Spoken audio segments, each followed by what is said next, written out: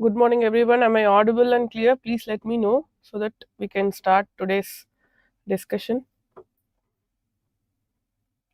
Please let me know if I'm audible and clear.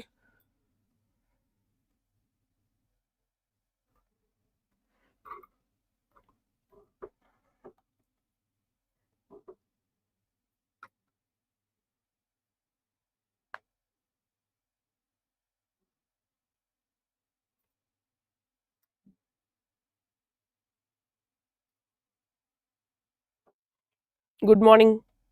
So, please, if you are letting me know, okay. Good morning, Bala. Good morning, Purshot. Hello. So yes, from today we'll be starting monthly current affairs compilation. So why I'm doing this, like why we are planning for this in the first place, is that it's kind of a revision. So this is, if you ask me, ma'am, is this video enough to cover all the monthly current affairs? This is only the revision. So provided with you are following the daily current affairs analysis, and if you are revising this, it will be like very easy for you to understand and also retain the data you are listening through these videos. So that is why I wanted to compile it so in one place so that it will be easy for you to revise. The primary purpose of this video is for revision. Yes. So happy morning. Thank you. Good morning, Divya. Hello, Subhash. Hi. Yes. So what we will do is I'll be discussing October month's newspaper analysis compilation. I have chosen very important articles, and that is very important and has high priority for this preliminary examination 2025. So why I started now is that Diwali is an indication that we should increase our pace in terms of this UPSC marathon. So UPSC preparation, the entire preparation is actually a marathon. You cannot just start running in one day and decide that we have to get into the list. It should be like a marathon, slow, steady, and sometimes you have to increase the pace. So that is why I'm planning it here, that we'll be revising it, the daily current affairs, and along with it we'll be doing the revision. So what happens is that every month, most probably in the first week or after that, within 2 weeks maximum, we'll be giving you the compilation. So what happens is that if you are listening to all the videos, if you are watching all the videos, this would be very easy for you to retain all the revision that you have to be doing for this monthly current affairs. And also we have created a separate playlist for this monthly current affairs compilation. So during preliminary examination, before like 1 month or 2 months of preliminary examination, you can just, instead of going through all the daily newspaper analysis, you can open this playlist and revise it. So that is our plan. So I hope this will be helping you all. We will start now. Yes, fine. So first topic is about one horn rhinoceros, and this is a picture. It was released in the Hindu newspaper, and we can see one horn rhinoceros grazing in the Pobitora Wildlife Sanctuary. And where is this Pobitora Wildlife Sanctuary? It is in Assam. So I'll be when I'm discussing these topics, I'll also be talking about the potential questions that you can expect. Along with that, in the description, there is also the compilation PDF given, and at the end of compilation PDF, I will be giving you with the questions. So you revise, you watch the video, you revise the PDF, and what happens? You are attending the preliminary questions, preliminary model questions. It will be very helpful for you.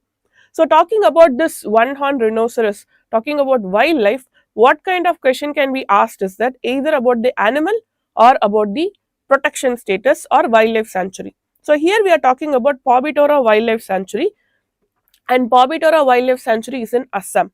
So what is the very important, sorry.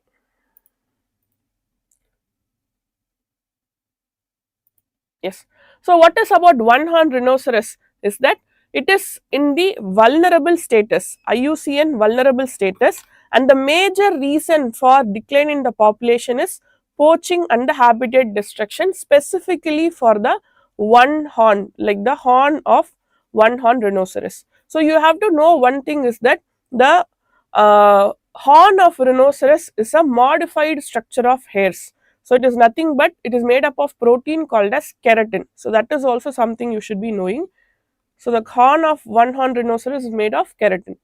So the habitat is grasslands and wetlands of Terai, specifically the Brahmaputra basin. So we all know about the important Kaziranga National Park, which is also in Assam.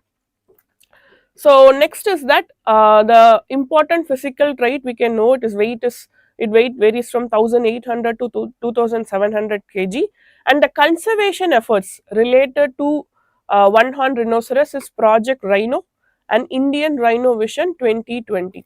Now these conservation efforts are being successful and we are seeing the population recovery right now.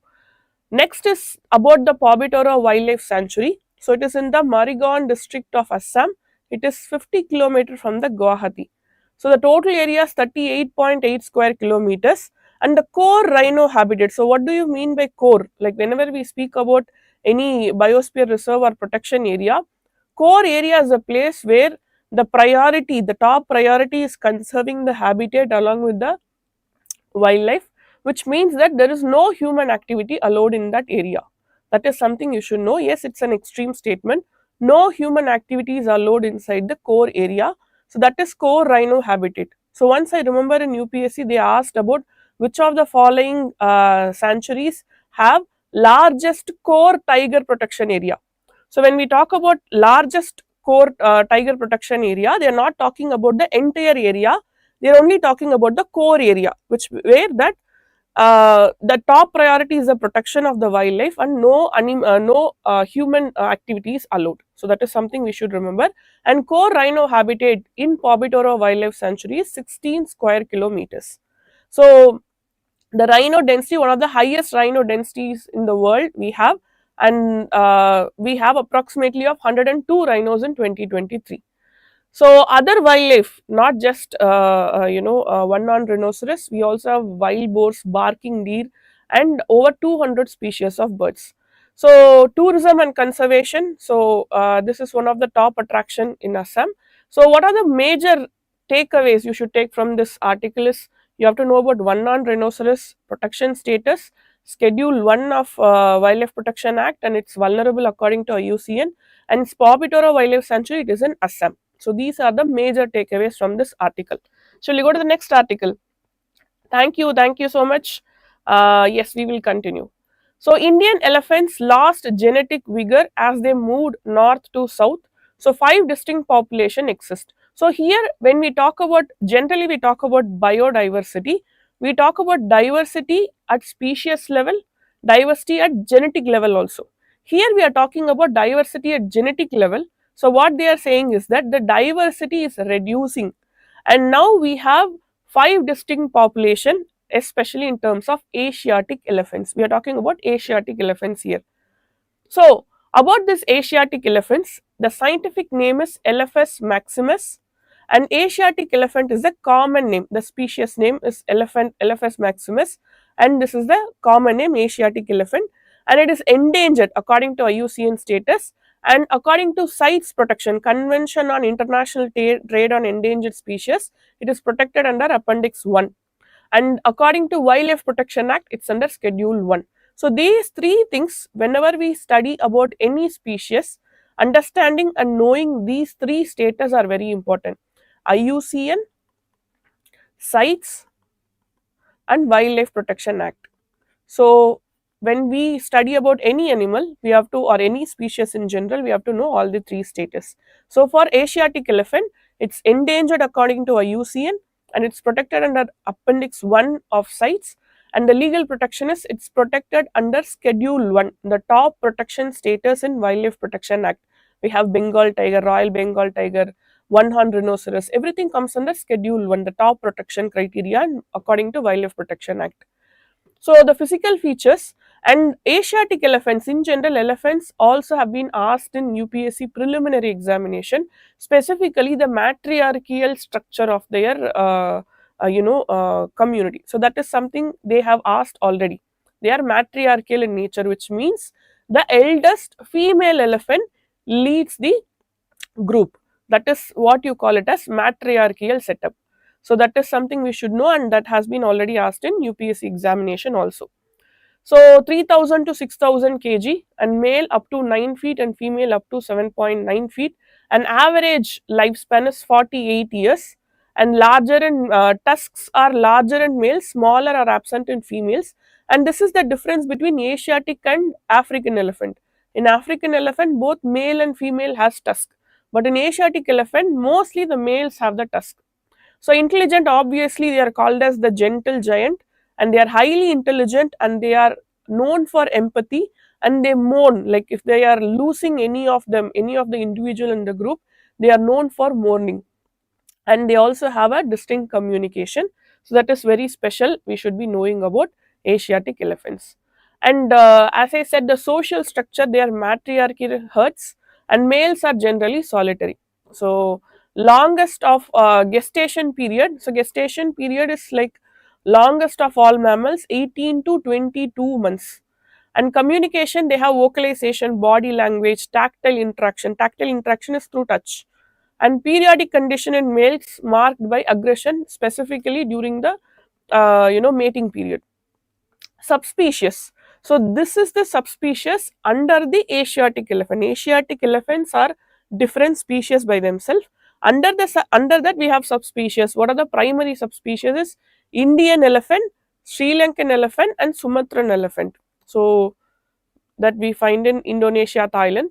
And other minor species, Borneo and Malaysian species, are minor subspecies. The primary subspecies includes Indian, Sri Lankan, Sumatran elephants. Yes, fine. So next is habitat and distribution. This is also something we should know. Elephants are very important species that we should be understanding, because related to elephant, I have been observing that questions have been repeatedly asked, either in terms of prelims from environmental perspective. Sometimes we also get questions related to art and culture perspective, also related to elephants. Yes. So 13 countries, what is the range of Asiatic elephant is 13 countries across Indian subcontinent and Southeast Asia. And what is the habitat? You can see tropical forest, it's rainforest, deciduous forest, grasslands, wetlands, and all these areas we can be finding elephants. And largest population in India, specifically southern India, Karnataka stands top in terms of a large number of highest number of elephant individuals, and next comes Assam and then Kerala. And elephant population, according to the 2017 census, we have 29,964 individuals, and as I said, Karnataka has the highest population. This is something we should be knowing. Yes. Next is conservation status. It is endangered according to IUCN, because 50% of population has been seen decline. And according to Wildlife Protection Act, it's under Schedule 1. So habitat loss, poaching, and human elephant conflict. So this is something very important. So when we talk about human elephant conflict, there are various processes where the corridors are disturbed. Elephants are known to migrate from one forest to other forest, and the path they take to move from one habitat to other habitat is called as corridors. So these corridors are occupied by human beings for various purposes, either conversion of corridors into agricultural land, or any developmental activities like railways, construction of railways. So what happened? This leads to human animal conflict. So human animal conflict, majorly two things we see is that either the elephants come to the cultivation area and they destroy the crops, or what happens is that we have seen many newses where the accidents with trains take place when the elephants are trying to cross the manless or the crossings, railway crossings. So next is conservation initiatives in India, habitat conservation, and we have 32 elephant reserves, and 101 corridors have been notified to prevent habitat fragmentation. So that is very important. And next is, we'll go to the next topic. West Asia conflict casts a shadow over India and world. So West Asia, we have been seeing recently many conflicts taking place. It can be Israel-Iran conflict, or other tensions between Saudi Arabia and Iran. So what happens here is that whenever we are talking about any international affairs, we should be seeing what will be the impact in the geopolitical level and also what will be the impact in terms of Indian level. So here the geopolitical significance of West Asia. So West Asia, we know, very well known for its oil reserves. So point number one, many countries worldwide are depending upon West Asia for oil reserves. And one more very important map based question we can expect is the Strait of Hormuz. So the Strait of Hormuz is here, you can see here. So strait is a narrow strip of water dividing land. So isthmus is narrow strip of land dividing water bodies. This you should keep it in mind.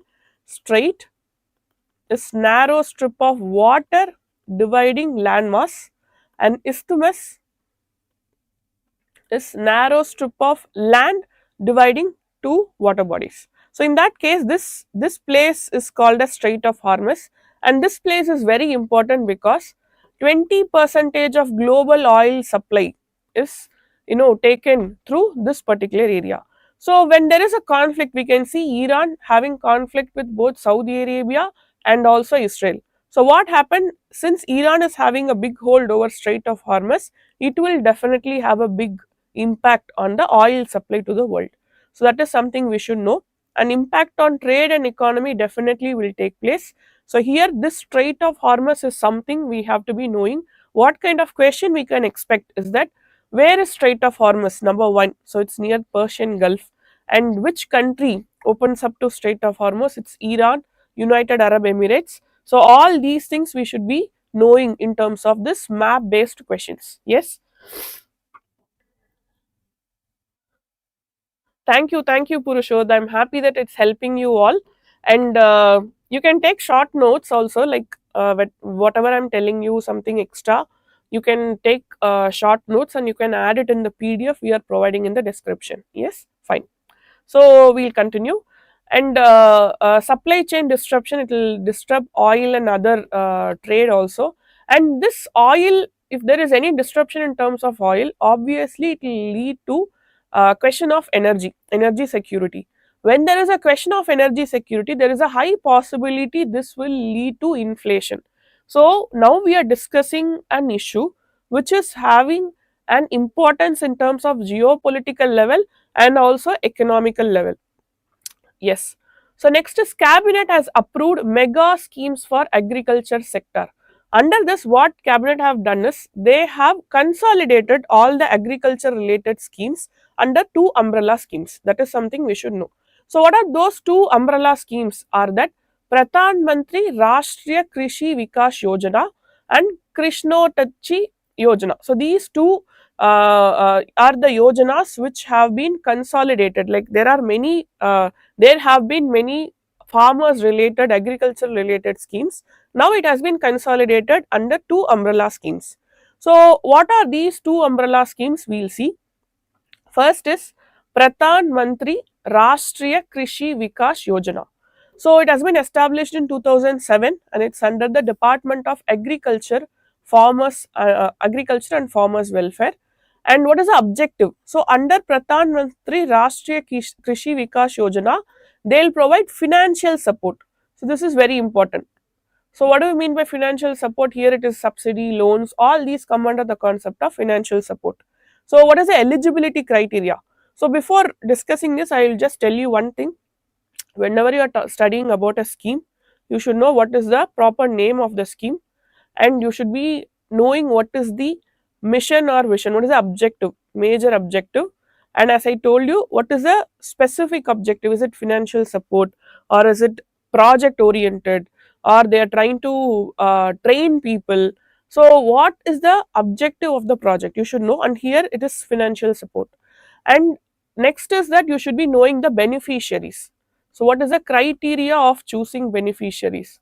So what is the eligibility? So when I mean beneficiary, what is the eligibility? Like, is it below poverty line, or is it only women? Is it only children, or is it people who are holding land, or is it people who are living abroad? So who is the beneficiary? That is very important. So name, what is the objective, what is the beneficiary, under which ministry? That is also very important. And finally, is it central sector or centrally sponsored?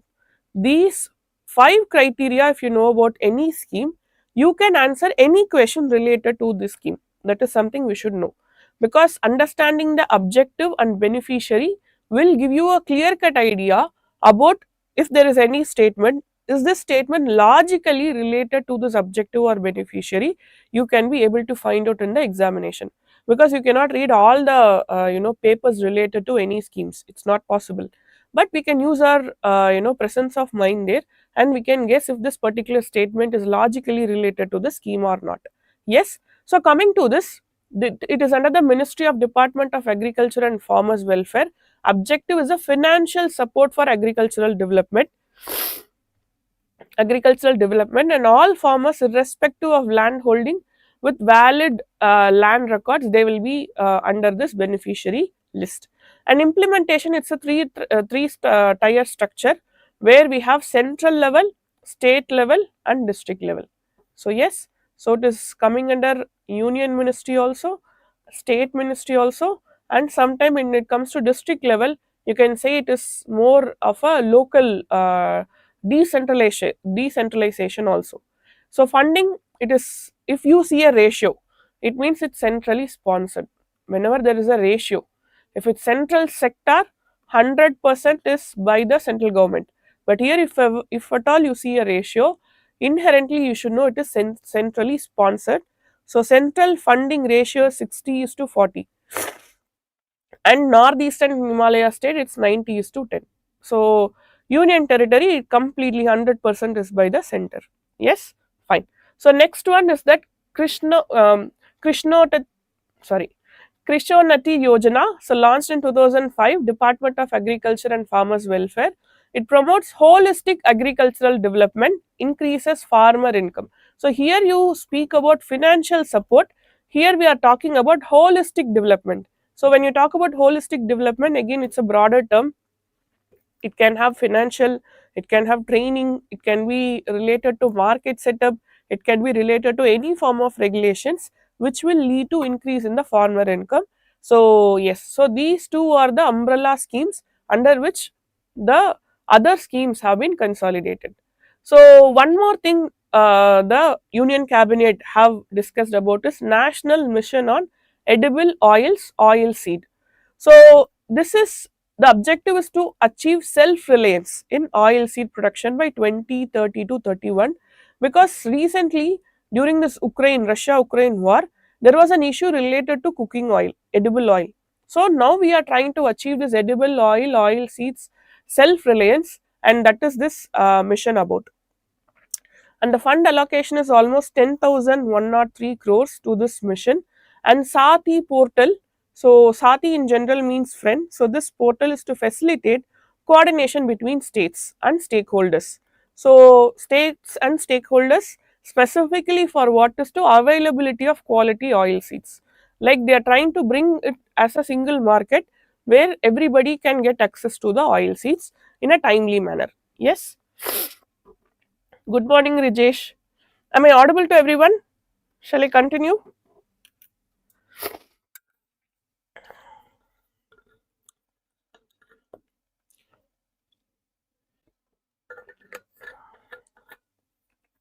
Yes. So next one, this classical tag for Pali, Prakrit, Marathi, Bengali and Assamese language. So this is very important, because before this, mostly you could have seen South Indian languages were in the classical language status.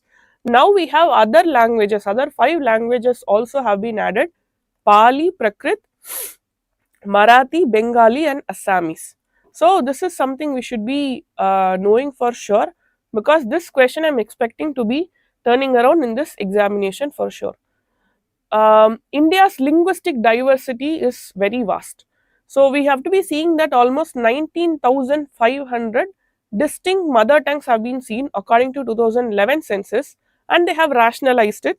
And finally, there are minimum of 1,369 rationalized mother tongues. And talking about dialects, there are so much dialects in our country, and 121 languages spoken. So what I mean by languages is distinct languages under which dialects form in a different way, and 22 official languages are there, and this 22 language is according to constitution. and Schedule 8. Schedule 8 of Indian Constitution speaks about, these are called as scheduled languages. So classical languages of India. So the definition of classical languages, it should have a rich heritage, long standing history, and literature. So these three things, it should have heritage, history, it should be in use for a very long time, and literature also should be in a very significant manner. And now currently 11 languages, classical languages are there: Tamil, Sanskrit, Telugu, Kannada, Malayalam, Odia, Marathi, Bengali, Pali, Prakrit, and Assamese. The recently added are Marathi, Bengali, Pali, Prakrit, and Assamese are the recent addition. So this can be asked as a question: which of the following are the classical languages of India? This can be expected as a question in the examination. Talking about the constitutional banking. See, linguistic policy is very important for our country because the diversity is very high in terms of language. So in that purpose we have a proper power sharing method in terms of these languages, and that we also have a constitutional banking. So it is sorry 22 official languages are there in terms of according to constitution 8 schedule. Next is article 343. This speaks about Hindi and English as official languages for official purpose. And is it only Hindi and English that we have to be used? Is that along with Hindi and English, states can adopt any of these 22 languages for official purpose.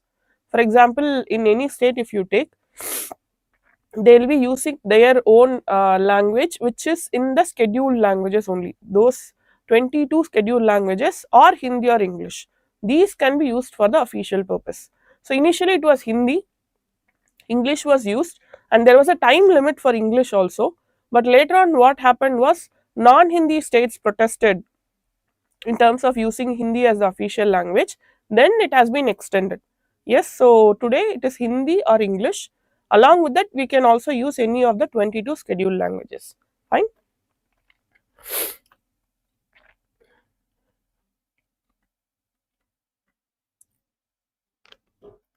So what are the criteria for classical language status? Is that high antiquity, which means the history, how much years it has been in the use. So it should be at least 1500 to 2000 years, and rich literary tradition has to be there. So valuable ancient literature or texts should be found, and then originality. This is very important criteria with respect to classical languages. What do I mean by originality is that, let's say there is any word and that word should not have been borrowed from other language. So let's say there is a word computer in English. For this word computer in English, you take any classical language, that classical language should have a word for computer in their own language. You cannot use computer in that language and claim it to be their language. No. So originality means any words, the vocabularies should be of their own language, not the borrowed one. That is one of the important criteria for classical language. So not just, we can say, an old language which has been there for a very long time, and literature is also very rich, but still they are using many words from other languages. You cannot call them as the classical language. Next comes legacy, which means knowledge, tradition, cultural wealth related to these languages. That is also very important. Yes, because languages are known to be the windows of culture. So through language only you can understand culture. What do I mean by through languages we can understand culture is that there are certain words only present in some language which is not just carrying meanings but also carry some emotions. That is what I am telling you, that the cultural wealth of a language is also very important to be a criteria for giving it as a classical language status. Yes, fine. Next is that procedure to add as a new classical language. What is the procedure? First, the state governments will be giving the proposal. So the state governments should give the proposal, and then what happens? The all the criteria we just discussed will be assessed by the expert, and they will be giving the report. So finally, the union government will be approving, specifically the union cabinet will be approving that this is having a classical language status. My question is, why should classical language status be given? Why the states are trying to get a classical language status is that it has various purposes, obviously, because it is to revive the cultural pride of any language, the belonging to the culture, and apart from that, protection status also will be very high when it comes to the classical language status. Next is caste bias segregation of work in prisons violate dignity, and this is by the Supreme Court. So very important is that where do they talk about this caste bias? Here this news they are talking about the caste bias in prisons. So what is this context is that in prison it has been found that the prisoners have been given various works based on their caste. So the Supreme Court has said that all are born equal and this caste discrimination cannot be followed in terms of prisons. With this, what are all the questions we can expect is the constitutional, especially the fundamental rights related to discrimination. So, what are all the important articles we should know is Article 15, Clause 1 ensures equality before law and prohibits any form of discrimination. And what are all the grounds of discrimination they are prohibiting is religion, race, caste, sex, or place of birth.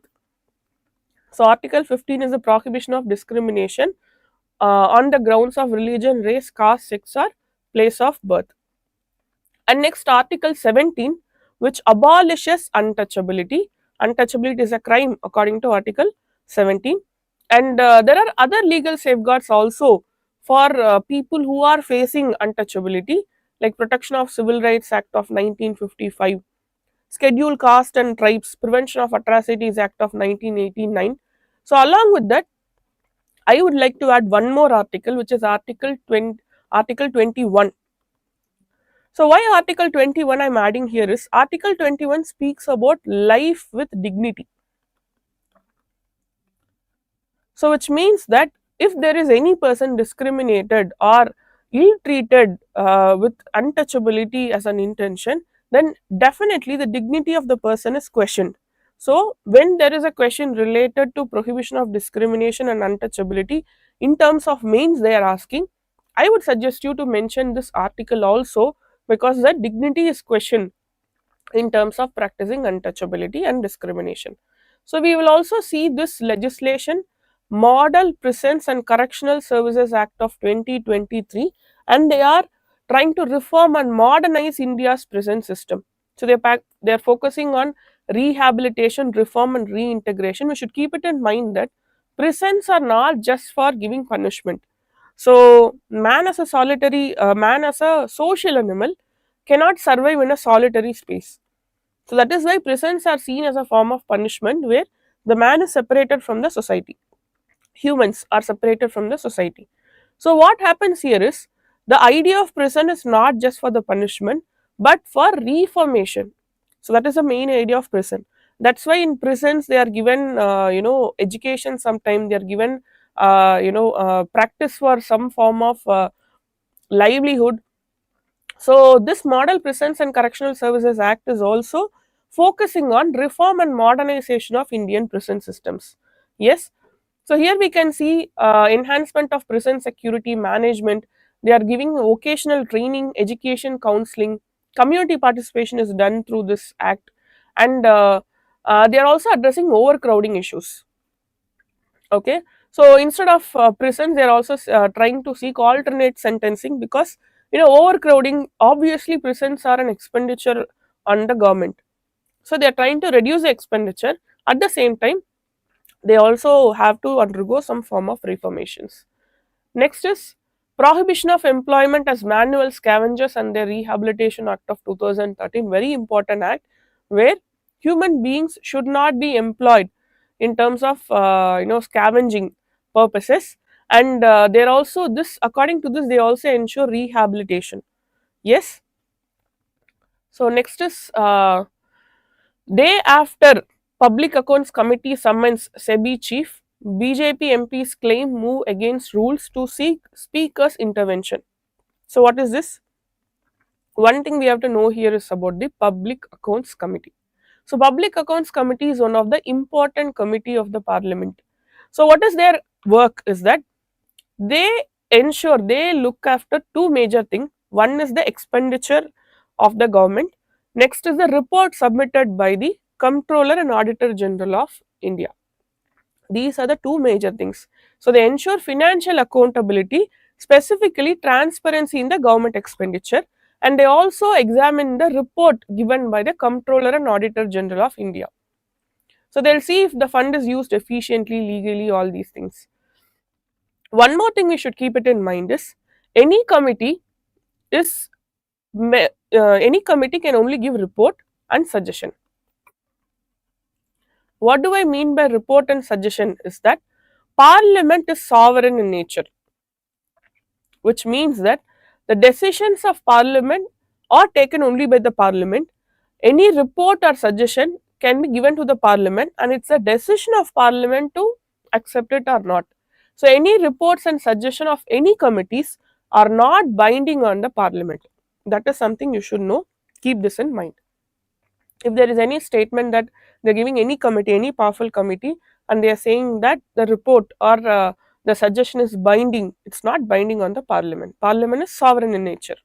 So that is something we should know. So two works. One is financial accountability of the government.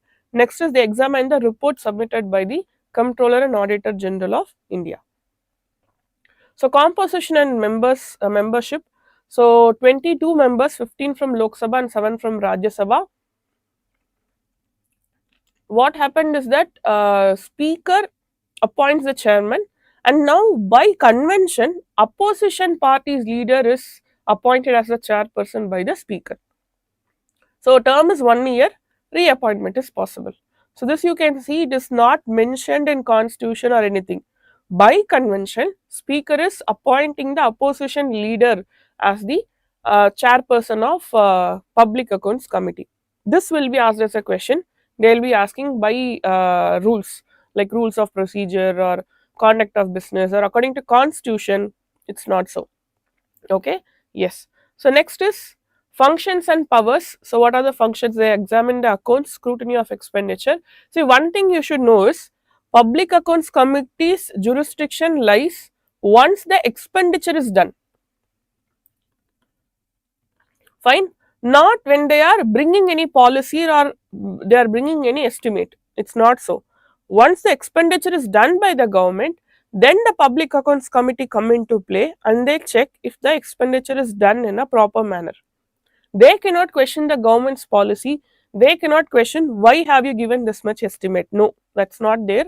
That's not the power of public accounts committee. That you should keep it in mind. So there are other Supreme Court judgments related to Public Accounts Committee. This has to be understood well. T.N. Session versus Union of India. Public Accounts Committee has the power to seek explanation from public authorities on financial issues. So here you can see that they can even call for audits, ministries and departments. They can even summon officials for testimonies on public expenditure and audit findings. They have the power to summon officials also, and that's what the court also have confirmed, that Public Accounts Committee has a power to seek explanation from public authorities on financial issues. Next is SP Gupta versus Union of India, 1982. Parliamentary committees are essential for transparency and cannot be constrained. Kalpana Mehta versus Union of India, 2018. Public Account Committee reports hold relevance in judicial proceedings. Very important. So this is a clear line. There is a fine line. Should Parliament follow the suggestions? Not necessarily, not compulsory. But can this report be taken into consideration by judiciary? Yes. The same way you can see this similar to preamble also. So preamble, are they the direct source of power? Do they have the individual source of power? No. But do they have relevance in judiciary? Yes, they do have relevance in judiciary.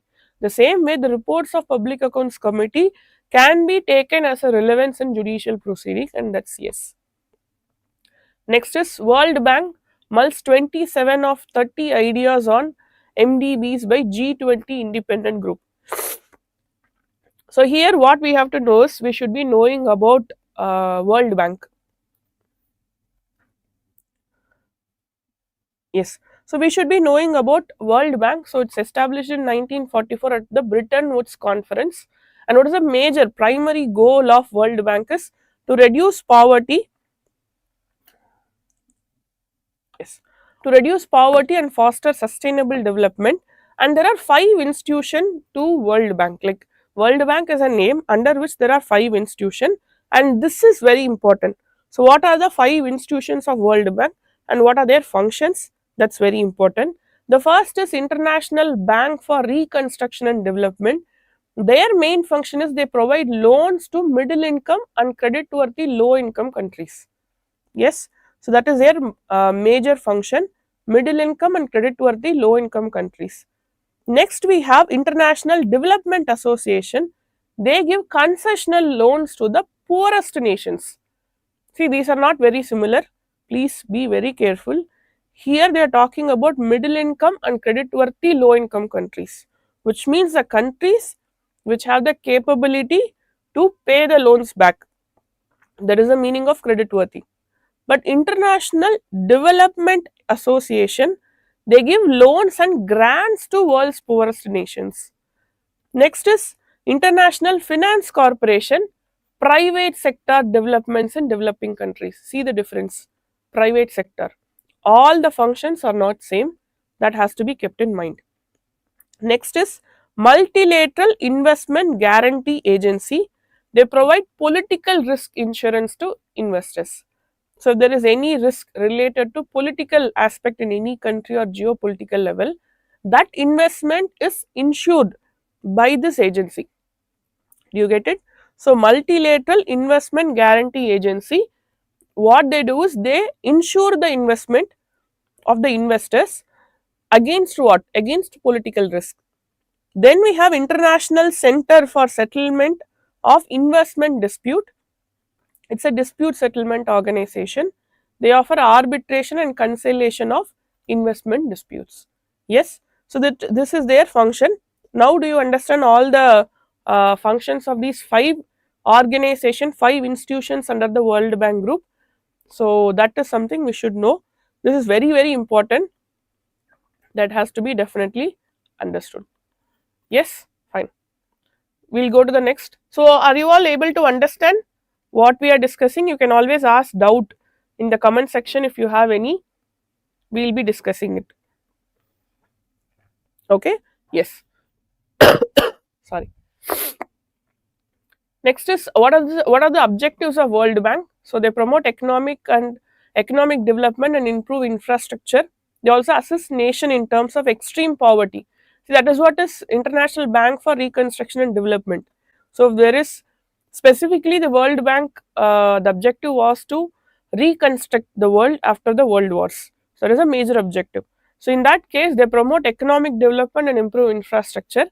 They also assist nations in eradicating extreme poverty and reducing inequality, and they provide loans and expert advice for sustainable development projects, and they also support in terms of sustainable development goals. That's why you see when even in terms of environment related projects, if there is any, you can see that World Bank will be related to that, like red plus and all. You can see World Bank will be one of the major part of those environment related projects, because they support the achievement of sustainable development goals. That is a major concept. Yes.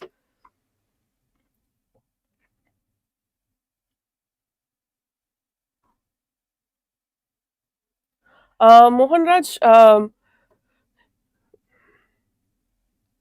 see what I'll explain it. I am discussing this video. We have been discussed these topics already, and there are daily videos present. If you need even more clarity, you can watch them. Point number 1. Point number 2, this is a revision purpose, and here I might be giving you some extra points, and you can please make note of them. like small points, potential question in the examination, all those you can make note of them. Along with that, there is also a PDF given in the description which has a compilation of all the materials, like which we have already provided. This is again the compilation. At the end of compilation, I have given the questions.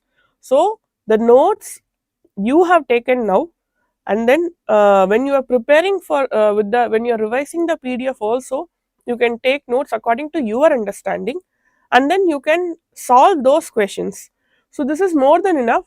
The major thing is, now when you take all these notes, you have to revise them in future. That is one of the important step you have to do. If you do all these things, I'll tell you it's more than enough. Yes, fine. Next is, this is very important, the key reports published by the World Bank, World Development Report, International Debt Statistics, Global Economic Prospects. These are the major reports. So if there is any report in the question, you can always see World Bank as one of the option. So why do they give World Bank as one of the option is that psychologically, when there is a question and we don't know the answer, we always choose a familiar option. That's a psychology.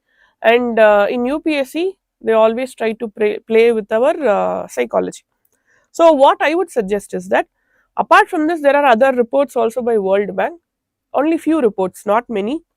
So you can know all the reports of World Bank. So it will be very easy to eliminate this option in the exam. They are not asking any of these reports. Fine. I'm repeating again. World Bank is known to be given as an option in any question, most of the questions related to reports. In that case, knowing what are all the World Bank's reports will help you to eliminate the option in the examination, and that is something you should know. Fine. Okay. So number of Indian wild asses in Gujarat up by 26%. Government has given the report, and this Indian wild ass again was a UPSC question. They asked a question about the characteristics of the Indian wild ass, and they asked to identify which animal they were talking about. That was a previous year question, and here they are talking about number of Indian wild ass in Gujarat. It has increased.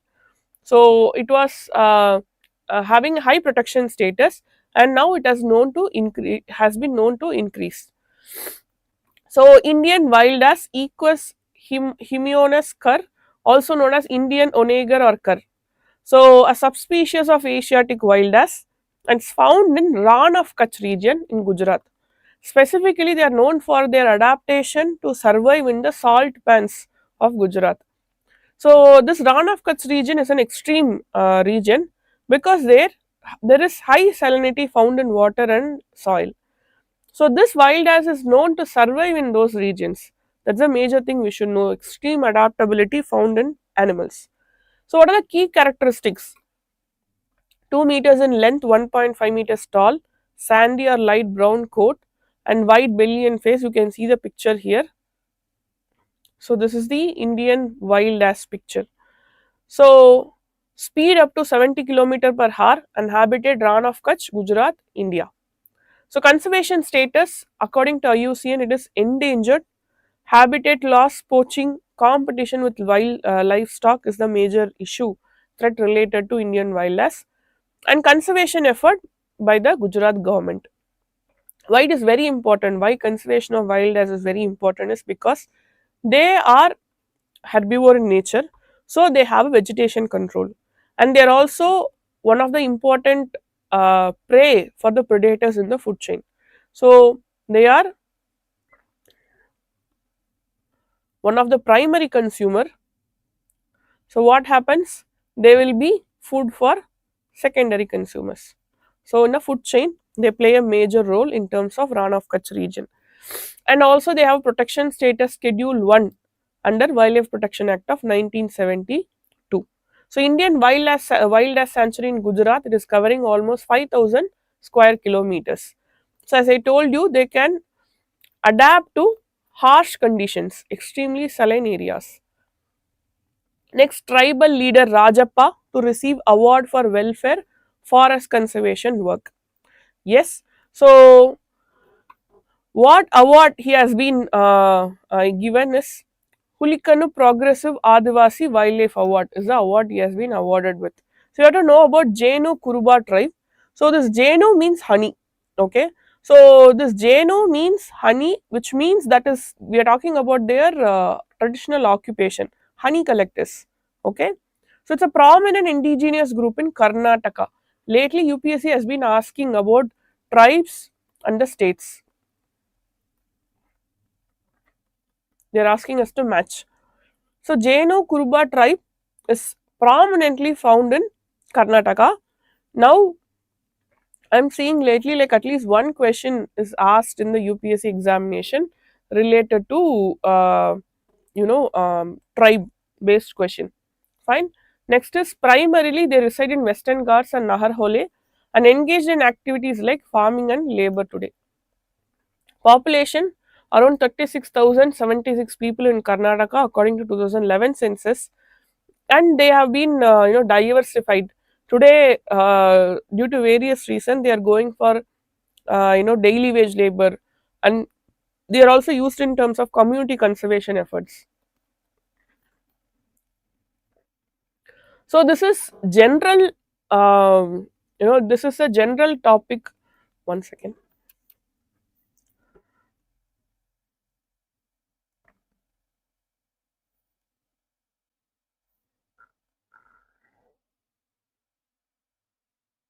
Yeah. Okay.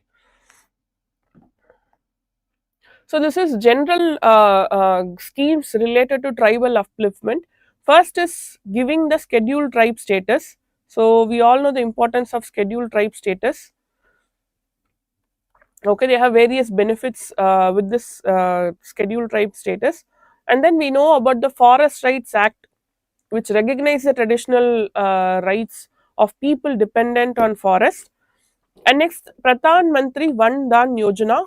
So it focuses on the sustainable use of forest produce, and there are tribal sub plans.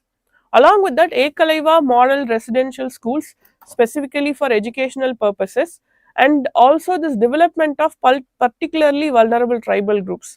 This also has been asked as a previous year question: how much tribal, how many PVTGs are there? And there was also a match the following question, matching the tribal PVTG and the states. That was also asked as a question. So yes, this is related to scheduled tribes. And we also have a constitutional body, National Commission for Scheduled Tribes. That is also a constitutional body that also we should be knowing about. Next is government to issue green bonds only if market pays a premium. This is very important. So here there is a term which I'm expecting in the examination is greenium. So what is greenium? Is that simple question it is. So there is usual bonds and there are green bonds. So if people should prefer green bonds compared to the usual bonds, obviously the returns should be higher in green bonds compared to usual bonds. Now the difference in returns from the usual bonds and green bonds is what is called as greenium. The premium which is extra in terms of green bonds compared to the usual bonds is called as greenium. Okay, that is what they are saying. Government should issue green bonds only if the market is having this extra premium. So if this greenium is present for green bonds, obviously it will encourage people to invest more on green bonds, promoting more sustainable projects. That is what is this article about. You should know what is greenium. This can be asked in the examination. Which of the following best defines greenium? That is something we will be expecting in the exam. So greenium is a premium investors are willing to pay or accept for green investments, and green bonds are financial instruments that promote environmentally friendly projects. Okay. So what are the key aspects? Because if greenium is present, there will be high, uh, you know, uh, there will be high demand for green projects. So environmental and social governance drives demand for increased focus on environmental and social governments, and this will lead to increase in demand for green bonds and incentivizing sustainable developments. So people will be more investing towards green bonds. Next is Baker, Jumper, Hassabis share Nobel in chemistry for tools to design proteins and predict structures. See, we have to understand what are all the takeaways from this particular topic is that here what they have done is they have found a software to design a desirable protein. So what is the importance of protein? So proteins generally we know are the building blocks of bodies. So it's not just for muscle building. Proteins are essential for various functions of human bodies. If human body should function in a proper manner, there is a high need for protein. Different forms of protein can be found in human body. Here, this Nobel Prize is awarded because they have found a software to design and to produce protein based on the need. That is what we should be knowing about this article. So, power of protein, they are large complex molecules. Like this is how it happens. So, we have amino acids, and the amino acids combine to form protein. So, what happens? We will be having genes. So, genes will produce the required amino acids, and the amino acids combine to form the protein. So, based on the genes, the proteins will be formed, and based on this only, starting from the appearance, physiology, all these things will be designed in a human body. So, that is what we should be understanding about proteins. I am repeating again, every human body will have genes, DNA. So, this DNA will synthesize amino acids required for any function. These amino acids, based on the messages coded in the genes, will form the desired protein.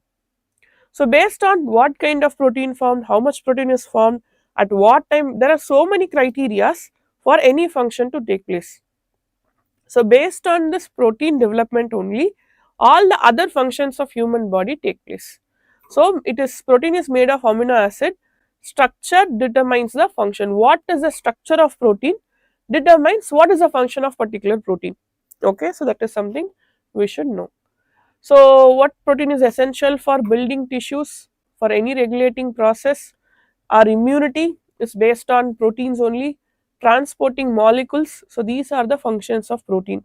Protein we think are only for for this building block like muscle construction. No, muscle construction, building tissues are one of the function of protein.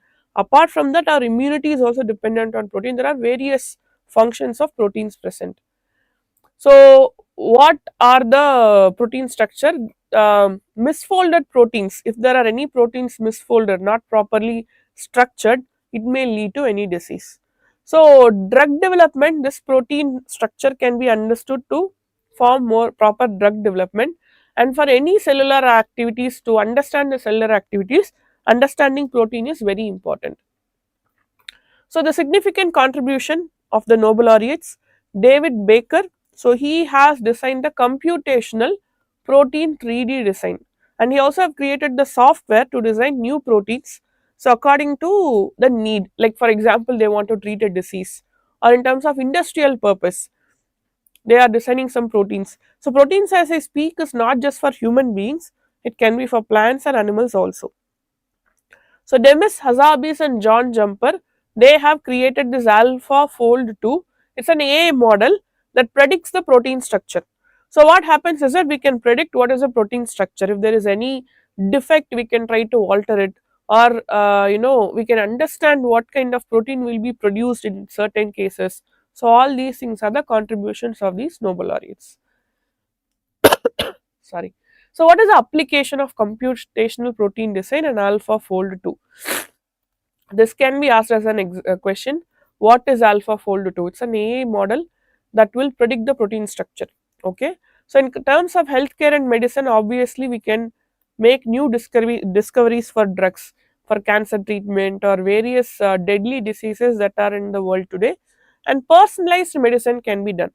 So what do I mean by personalized medicine is that medicine in general can treat generalistic issues, but there are certain diseases which are individual specific, because maybe because of environmental factor or genetic factor, it can be used. This particular application can be used to design medicine for individuals where the efficiency will be very high, and it can be used in terms of vaccine development, in agriculture, crop improvement, nutritional enhancement purposes. And see, this nutritional enhancement, one thing I should mention is that protein, plant based protein is very costly, that we should always remember, because plant based protein to synthesize protein from plants, we need them in large quantities. You take meat based protein, the protein quantity is very high. Let's say in 100 gram of meat, the protein quantity will be very high compared to a similar vegetarian alternative. So you should consume more vegetarian alternative to acquire a certain requirement of protein. But now with this application of computational protein design and AlphaFold, we can even increase. There is a possibility of increase in usage of increase in the protein enhancement in the vegetarian alternatives also. So what happens? People who are following vegetarianism can still fulfill their protein needs at lower cost. So that is one of the important application in terms of agriculture. And then environmental science, we can focus on bioremediation, renewable energy purpose. All these things will be a major breakthrough in terms of environmental aspect also. Yes. So next is biotechnology and industry. Enzyme engineering, synthetic biology, and defense threat detection can be done through this process. So, wildlife population. Next topic is wildlife population has declined by 73% in 50 years. So, who has given this report is World Wildlife Fund for Nature has given the report, and this report is called as the Living Planet Report. Very important. So, this Living Planet Report is released by, this can be a question, it's World Wildlife Fund for Nature. Fine. So, what they have spoken about, specifically in India, they have spoken about the vulture crisis. So, vulture crisis is something we already know, but still they have alarmed right now that it has been becoming more intense. So, what is this vulture crisis? Indian vulture crisis is that, I'll give a small overview. So, Indian vulture crisis. So, vulture is one of the important scavenger. So, in terms of any food chain, you see that you will have producer, primary consumer, secondary consumer, maybe tertiary consumer. Then we have a scavenger food chain. So, what happens in this any of the food chain, any of the trophic level, the organism can be dead. So, these scavengers are link between the dead organism and the decomposes. Fine, which means that these scavengers break the or fragment. They cut the dead organism into small pieces, which makes it decomposes easy. To decompose that particular dead organisms. What will happen if scavengers are removed from that particular chain? So what will happen is that the dead organism will remain like that, which is tough for the decomposers to decompose. So what happen? It will increase the pollution, different levels of pollution, increase bad smell, and the cleanliness of environment will be a great question. So that is what is the main concept about the scavengers. In that Indian vulture crisis, where the important scavenger vulture, here we are talking about the use of diclofenac in the cattle treatment. So diclofenac is used as painkiller antibiotic in terms of cattle. When the cattle are consumed and the cattle are dead, they are thrown away, and these vultures consume the dead cattle. So what happens due to bioaccumulation process? It is now the diclofenac is now accumulated in the body of Indian vultures, leading to various issue in population decline. Specifically, softening of the shells of Indian vulture are the major issues. So, what has happened because of this Indian vulture crisis is that there are many species affected, specifically decline in population, like white-rumped vulture, Indian vulture, slender-billed vulture. Here we are talking about both native and migratory species we are talking about. So what is the impact? Carcass accumulation, more dead bodies without decomposition are accumulated, and there is a potential disease outbreak. So it's not just when I talk about the pollution, it is both a quality and also disease accumulation that is happening because of this Indian vulture crisis. Yes. So now talking about WWF overview, it is founded in 1961.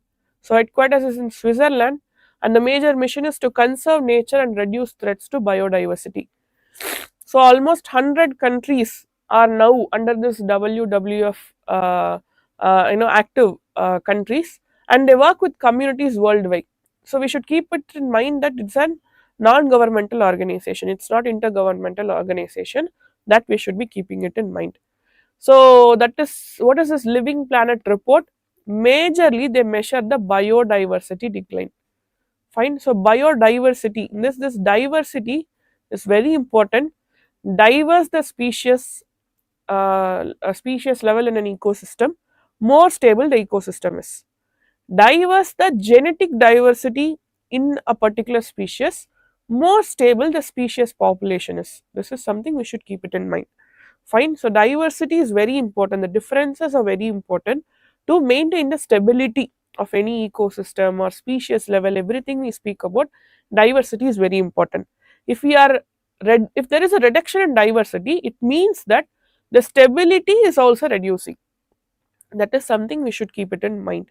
So talking about this Living Planet report, so they measured the global biodiversity decline, and based on 35,000 population trends of 5,495 species and Living Planet index.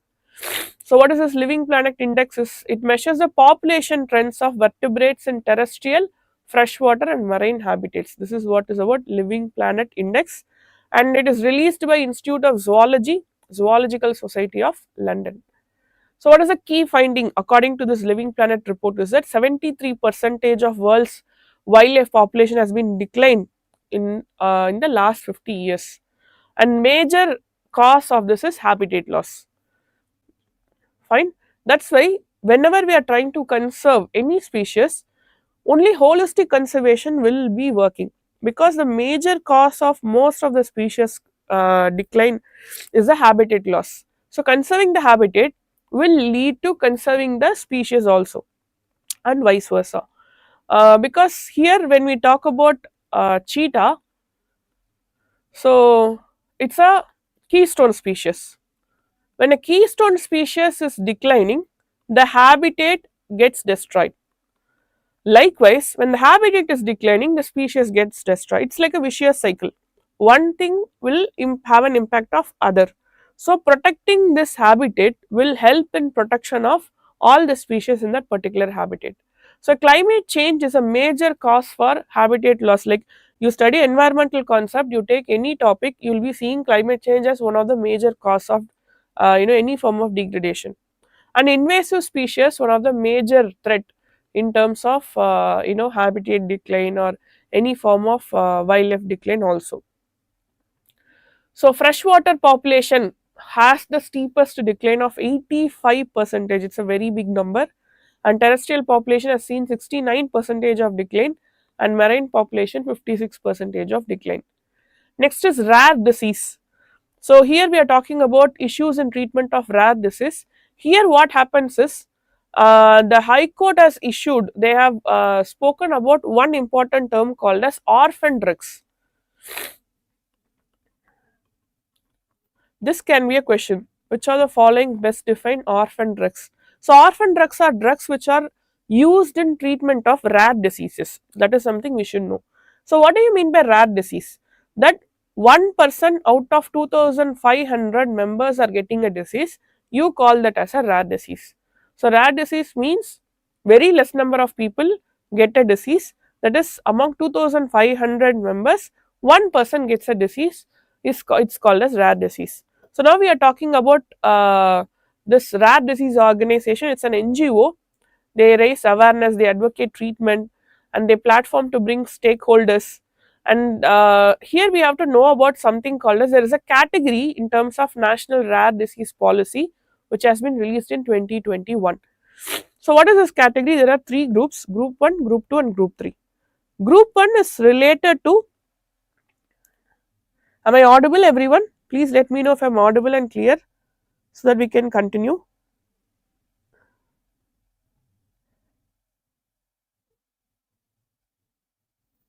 Yes.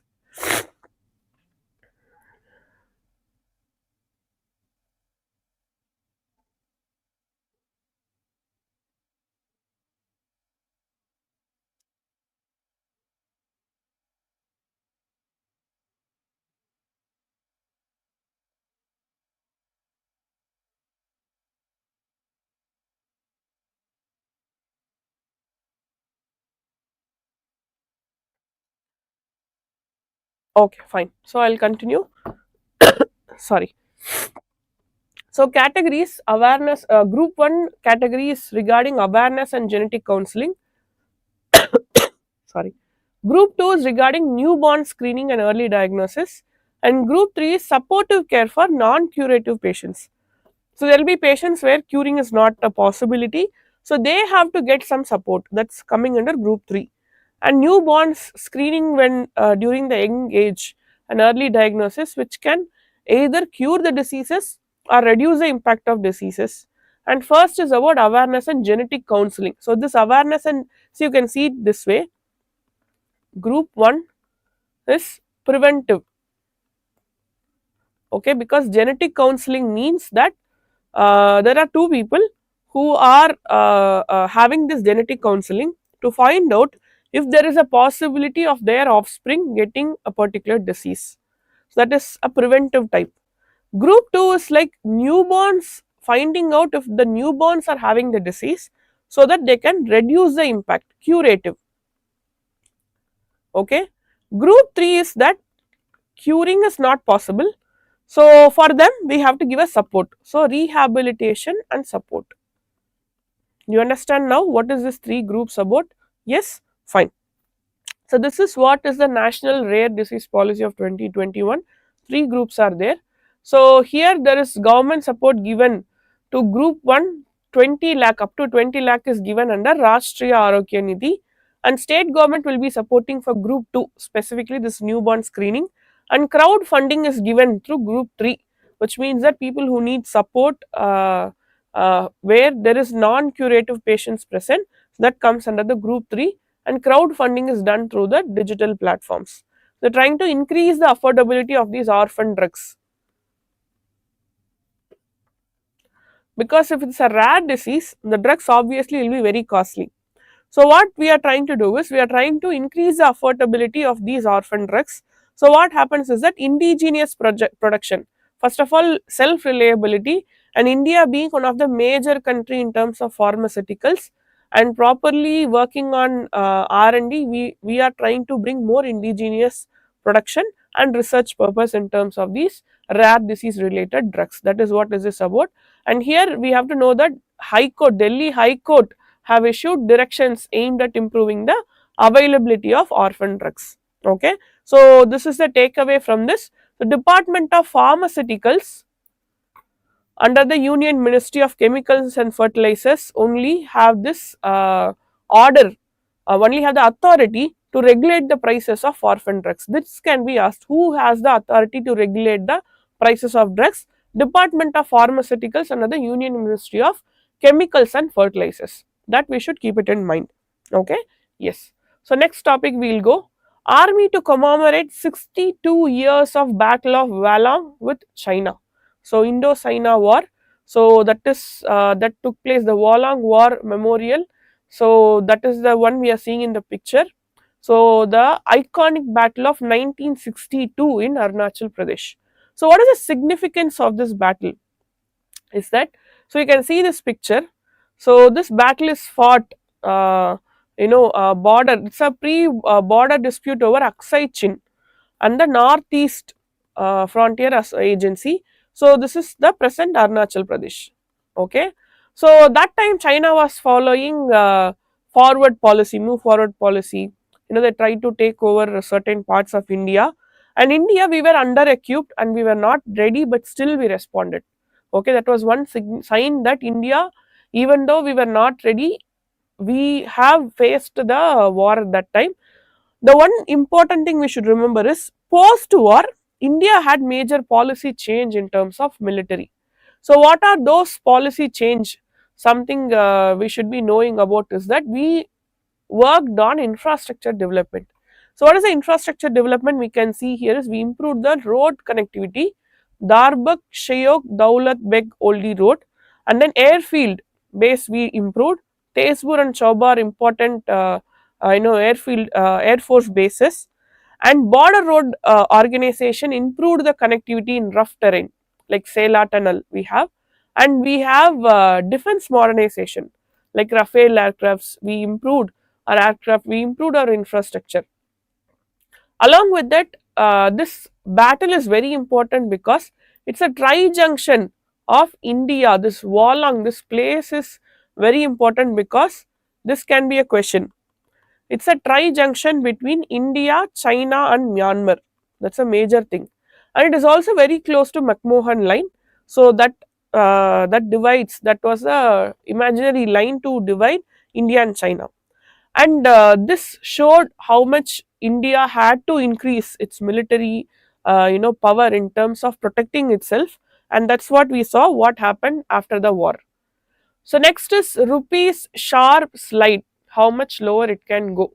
So what is this about? This topic we should remember is that if rupee value decreases, what does that mean?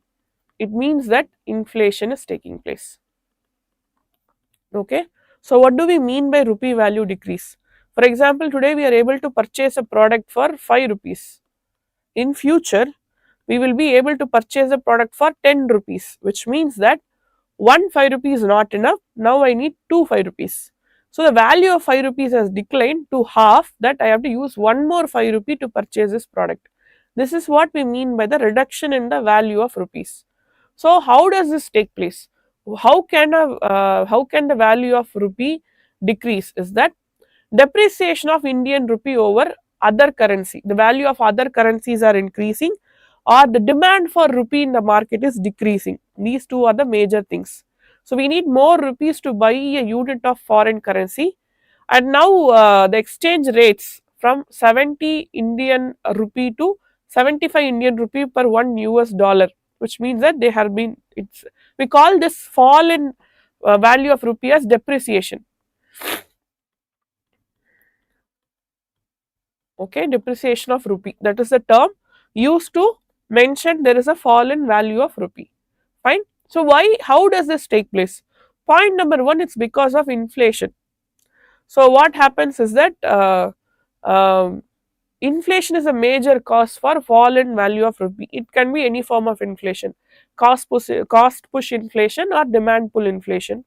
Next is interest rates. There are low interest rates. So what happens? The investors are not ready to invest in our country, and there is a trade deficit. So there is a higher demand for foreign currency. What do I mean by trade deficit? Is that we are importing more than exporting. So what happens here? When I'm importing more, I need foreign currency to purchase something. So what happens here? The demand of foreign currency is high. Let's say I'm importing products from USA. So if I have to buy a product from USA, what should I have? I should have US dollars. Yes. So what happens? I will be buying US dollars. So the demand for US dollars increases. So now what happens? The demand for Indian rupee decreases. So when there is a trade deficit, the demand for Indian rupee will decrease because I want more foreign currency to have this imports. So that is why trade deficit will also lead to fall in rupee value. Yes.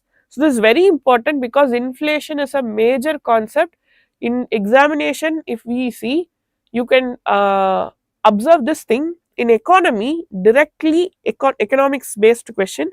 Directly or indirectly, we will get majority of question that is related to inflation. This fall in value of currency is something related to inflation. So this topic, monetary policy of our country, will constitute at least half of the question from the economics. So understanding these concepts should be very, very important. Yes, next. So other causes of fall in rupee, when there is a foreign capital outflow, reduced in investment in our country, and countries are investing in other countries, and there can be any global events also.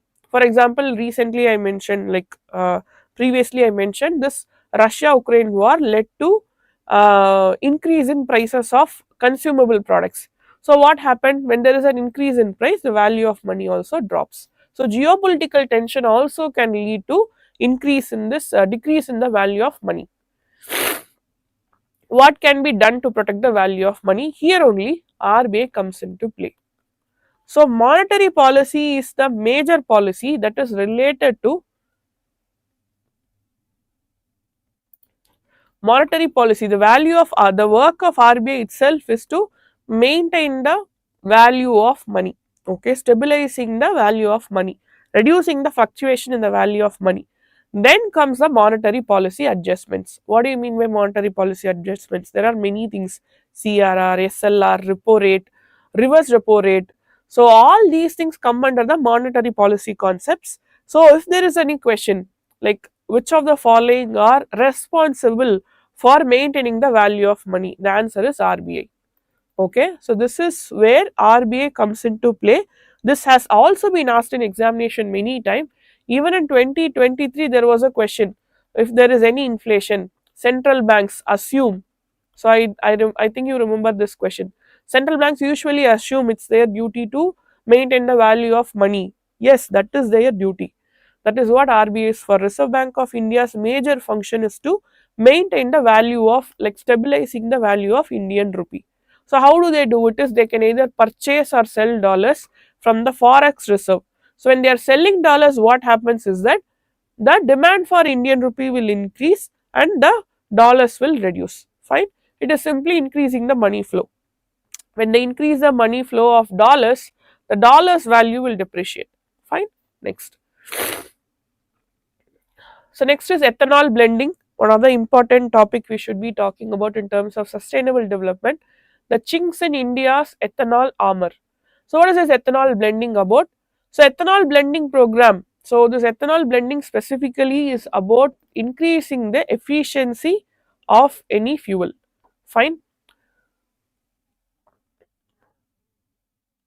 Yes. So the objective is to reduce the reliance of imported crude oil and promoting renewable energy use. So why ethanol is a renewable energy is because we can obtain ethanol from the products which are produced within our country. From what can we obtain ethanol? So we can obtain ethanol from these sugarcane molasses, maize, damaged grains and surplus grains. So all these, see, mostly damaged products which are about to be waste can be again used for, it's called a circular economy. You remember circular economy, like you're using everything, every product, there is no waste, everything is used. So that is what a circular economy. So these are the sources of ethanol. So what happens, the reliance on crude oil will reduce, and also this will lead to reduction in emissions, also greenhouse gas emissions also.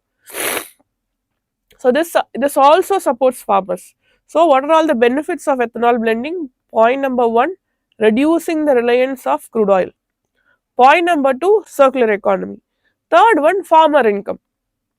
So now we can see this crude oil and then self-reliance.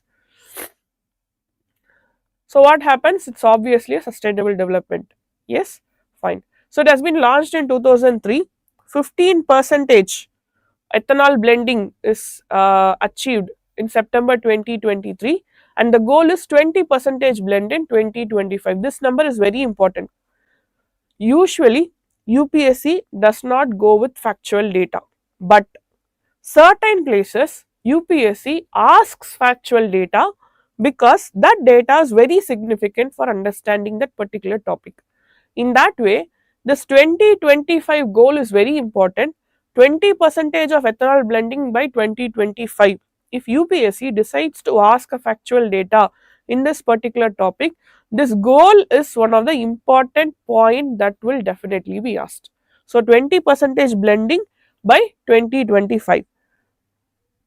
Yes, fine. So next is sources of ethanol we discuss. What is the benefits? Energy security and environmental impact, reduction in greenhouse gases, economic impact, support to farmers. So you can see this environmental, economical and social. So obviously these three constitutes the sustainable development.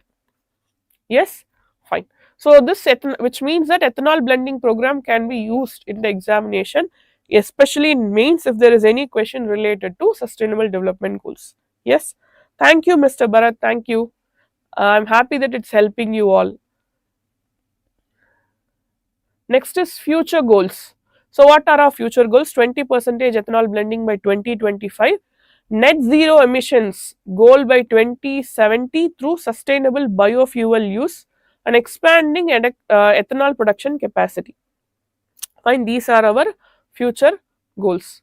So next, new lady of justice, new lady justice of India, very very important. It's seen as one of the important revolution in terms of judiciary.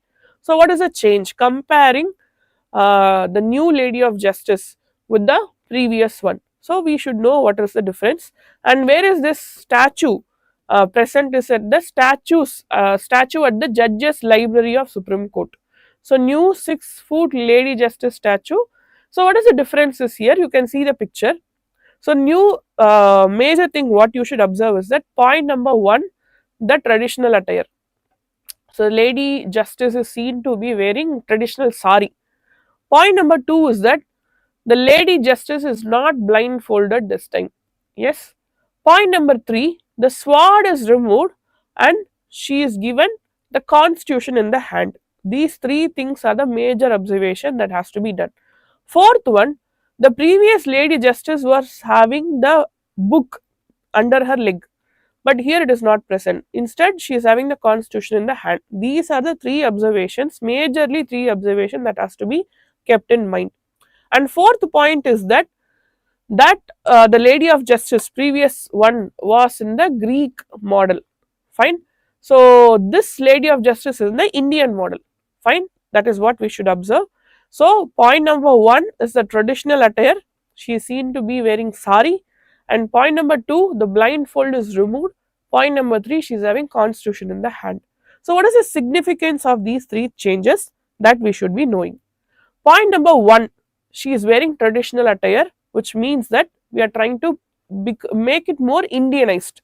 So lady of justice is more Indianized now. Point number 2, they have removed the blindfold. Why the blindfold was there initially was to promote equality. Okay. Now the blindfold is removed to also promote equality and also to give proper justice. Fine. Next is, we can see that sword was given at the previous lady of justice, but now constitution, which means we are preferring more on constitutional remedies rather than violence.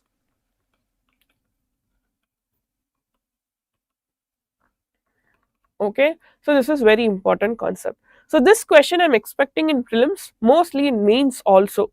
Fine. So these are the major takeaways that we should be doing, taking from this particular topic. Yes, fine. So statue was authorized under the oversight of Chief Justice Justice D.Y. Chandrachud, and retains its position in the Judges Library of Supreme Court.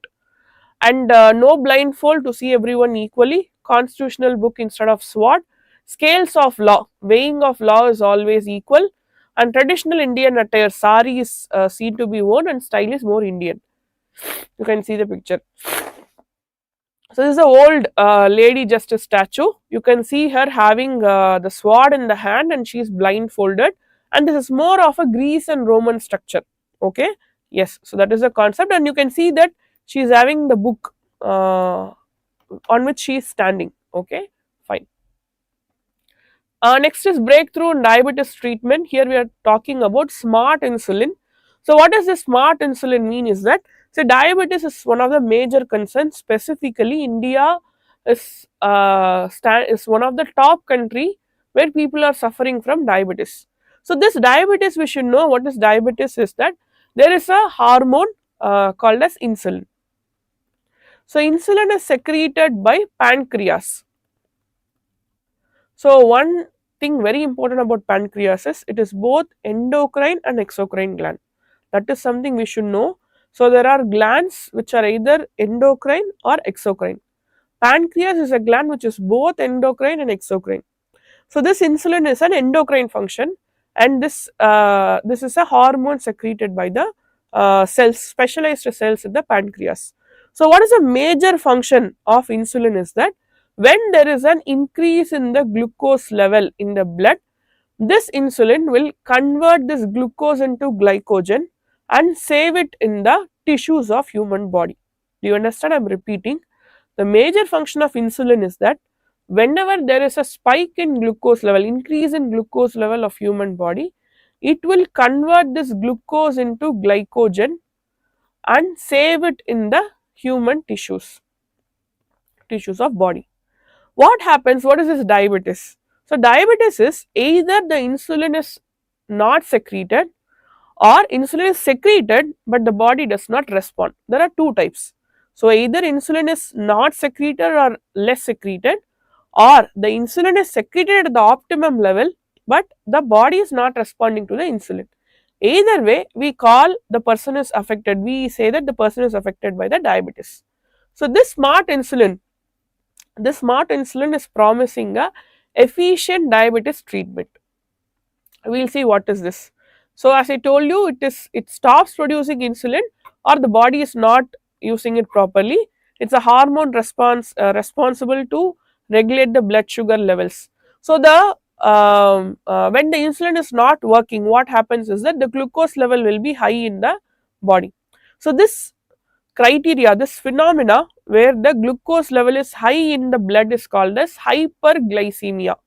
Fine. What will happen if the hyperglycemia persists? Is that hyperglycemia is a general term. So just because a person is having hyperglycemia, you do not say the person is having diabetes. If the hyperglycemia keeps on continuing, what happens is that the kidney keeps filtering the glucose. At one situation, the kidney will not be able to filter the glucose and it will pass on the glucose to the urine. Then you call the person is having the diabetes. Fine. So kidney failure, heart attacks, strokes and lower limb amputation. So even eyesight issue, all these happens because of persistent hyperglycemia. That is what you call it as diabetes. So there are two major types of diabetes, type 1 and type 2. So type 1 is an autoimmune disorder, which means that the body is not accepting the diabetes. Okay, little or no insulin, requires insulin therapy like injection pumps, etc. Type 2 diabetes, body produces insulin but does not uses it effectively. It's common in middle-aged older adults. So what happens here is, it's through the lifestyle correction it has to be treated. Next is gestational diabetes. Specifically during pregnancy, women are about to develop gestational diabetes. So what happens is that if the parent of that particular women is having diabetes, then the women should have a proper diet system to avoid this gestational diabetes. Sometimes the gestational diabetes, once the childbirth takes place, is resolved.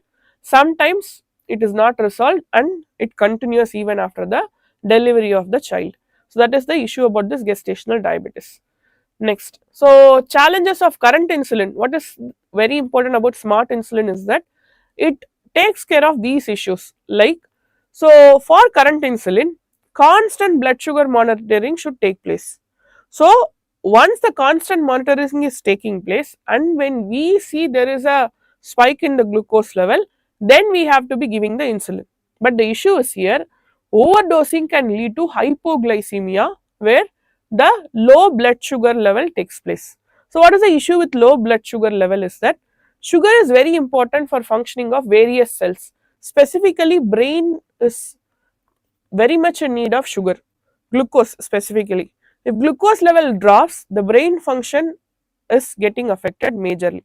That's why, when we are preparing for the examination or even when we are writing mains, they will suggest to take some candy or toffees with you, so that increase in the glucose level at that particular point of time will help the brain. So even when you are preparing, like when the exam is very close nearby to us, they will suggest you to not go on any form of restricting diets.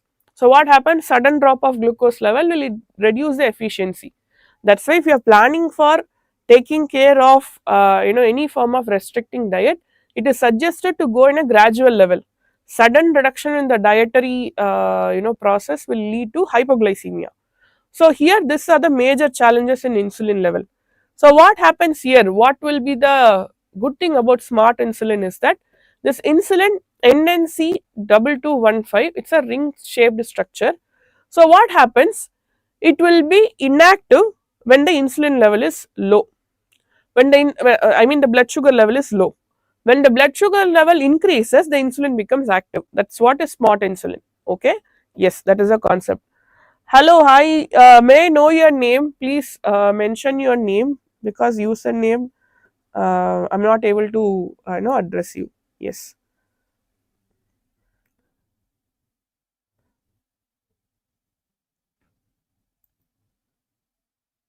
fine. So let's continue. Next, so BRICS Summit. This is about BRICS Summit. Our Prime Minister's visit to Russia to take part in BRICS Summit. So we should know about what is BRICS. It's an acronym: Brazil, Russia, India, China, and South Africa. It's the acronym. So Brazil, Russia, India, China, and South Africa. Yes, fine. So it was founded in 2000. It was founded as BRIC. Then later South Africa joined in 2010. So there is any statement BRICS South Africa was the founding member? No, it joined later in 2010. Fine. So new members recently Egypt, Ethiopia, Iran, United Arab Emirates, and Saudi Arabia have joined BRICS Summit. So what is the purpose? So the purpose is to counterweight the G7. So G7 are the developed nations. So they had a organization to counter that organization. This BRICS Summit was formed, and they also wanted to promote an investment opportunity, geopolitical balance, and non-interference, which means that they have pledged to not interfere in the internal affairs of these countries and to promote equality. So these are the major aims of BRICS Summit. Fine. Sorry. So these are the key facts about BRICS Summit. This might help you in terms of prelims and also in mains. If there is any question related to BRICS, you can use this as an introduction. So 45% of global population are among these BRICS nation, and 37% of global's GDP in terms of purchasing power parity is also in the BRICS countries. So they represent the major emerging economies and rising powers, because you see the nations, you have Brazil, Russia, India, China, South Africa. So you know Russia, India, China, how much powerful they are, and Brazil and South Africa are also rising economy right now. So the major BRICS initiative is the New Development Bank. It has been founded in 2014 specifically for infrastructure funding. And then contingent reserve arrangement. So when there is a contingency, an emergency, and this contingency reserve arrangement to support the countries in this BRICS summit. Fine. Next, Kalazar. What is this Kalazar about? What kind of questions we can ask is we can be getting is that point number one.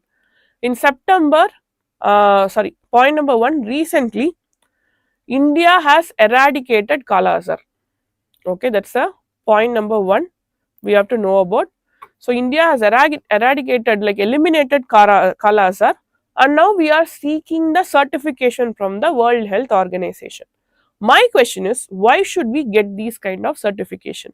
See, this kind of certification has a broader values where it will increase the value of our nation in the geopolitical level. That's why we are trying to seek these certification from the World Health Organization. So in that case, what we have to know about Kala Azar is that it's a disease caused by a protozoan. There can be a question: Kala Azar is a viral disease? No, it's a disease caused by a protozoan called as Leishmania. It's a disease caused by this parasite, Leishmania parasite. So how is this spread? Is that it is spread through female sand flies. Human to human transmission is rare. It's not absent, it's rare. You cannot say it is not at all possible. If it's given, it's wrong. Human to human transmission is there, but it's rare. Symptom is fever, weight loss, fatigue, enlarged spleen and liver, splenomegaly and hepatomegaly, and anemia. These are the important things you should be knowing about Kala Azar. Specifically this, it's caused by the protozoan parasite, and there is one more disease caused by protozoa, which is malaria. Yes, so Kala Azar is also caused by protozoa. Malaria, it is spread by, the vector here is mosquito. Here Kala Azar, the vector is sandfly. Vector is just a vehicle. They do not cause the disease. They only carry the parasite which causes the disease. So malaria is also caused by protozoa. Kalazar is also caused by protozoa. Both are not viral or bacterial disease. Please keep it in mind. That will be the twisting question they will ask in the examination. Fine. Next, prevention and control. How can you prevent and control? Early diagnosis, effective prompt treatment, and we have to control the vector. Like malaria, we have to control the population of sandflies, and effective disease surveillance, social mobilization, like creating awareness, and then behavioral changes. All these things are very important. Next, we are going to talk about quad. Quad is very important because in today's geopolitical scenario, we can see the polarization taking place in the world. So, in that, this quadrilateral security dialogue quad is very important because there are four countries in quad, which is India, USA, Australia, and Japan. So, when was this formed? This was formed after this Indian Ocean tsunami. Okay, so this you can see USA and India. If there is any question related to India US relationship, we can talk about quad here. So it is like a counter grouping in terms of this Indo-Pacific Ocean to counter the China's hold over this Indo-Pacific region. That is what is this quad is about. It's a holistic organization, broader security organization, not just for the single purpose. So it's emerged after 2004 Indian Ocean tsunami. India, Japan, Australia, and United States coordinated the disaster relief. So after that, they formed this dialogue, Foundation for a Broader Security Collaboration. So the proposal is done by the Japanese Prime Minister in 2007, Shino Abe. So he proposed this quadrilateral security dialogue, and this is specifically for the China's influence over Indo-Pacific region. So whenever there is a question related China's influence over Indo-Pacific region, you can talk about Quad as a countermeasure. Okay, and how India's moving towards. If there is any question about India-US relationship, India-Russia relationship, this is one example where India is moving, aligning towards USA. Okay, that you can talk about here. So, setback, Australia withdrew in 2008, and again in 2017, 2008 to 2017, this Quad dialogue became inactive because of Australia's withdrawal. Later in 2017, again Australia came back because of China's impact on the Indian Ocean and South China Sea. Okay, so it was revived in the ASEAN Summit, November 2017. Fine. What is the function? Free, open, and inclusive Indo-Pacific region. Okay, that is one of the important. Ensure freedom of navigation and overflight, strengthening regional security and economic cooperation. That's what I told you about holistic purpose, not just for strategy. So if you talk about strategy, it means only talking about the security, but it's a holistic purpose. They're talking about in terms of navigation, trade, economy, security, all the aspect they're talking about in terms of quad. Okay, fine.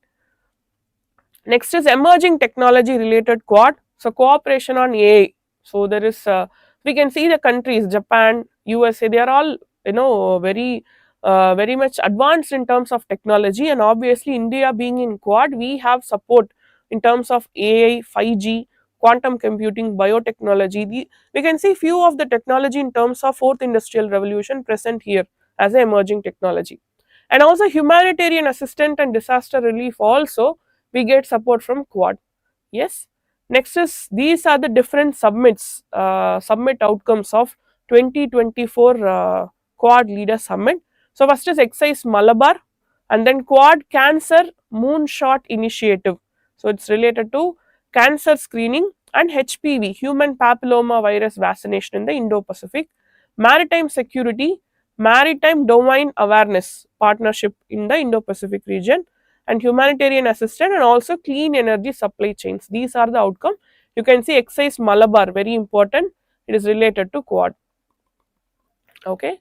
Next, gateway at Galathea Bay, the new major port can be a game changer. So what is this is? Kamaraj port has been notified as the major port, 12th major port. Now a government has notified 13th major port, which is this Galathea Bay. Where is this? This is in the Great Nicobar Island. See, there is one map we will see which is more realistic map. So usually when we are seeing Andaman and Nicobar Islands. This is what is Andaman and Nicobar Islands. Usually when we see it in the map, we see it here. Okay, this is how it is. So you can see this India.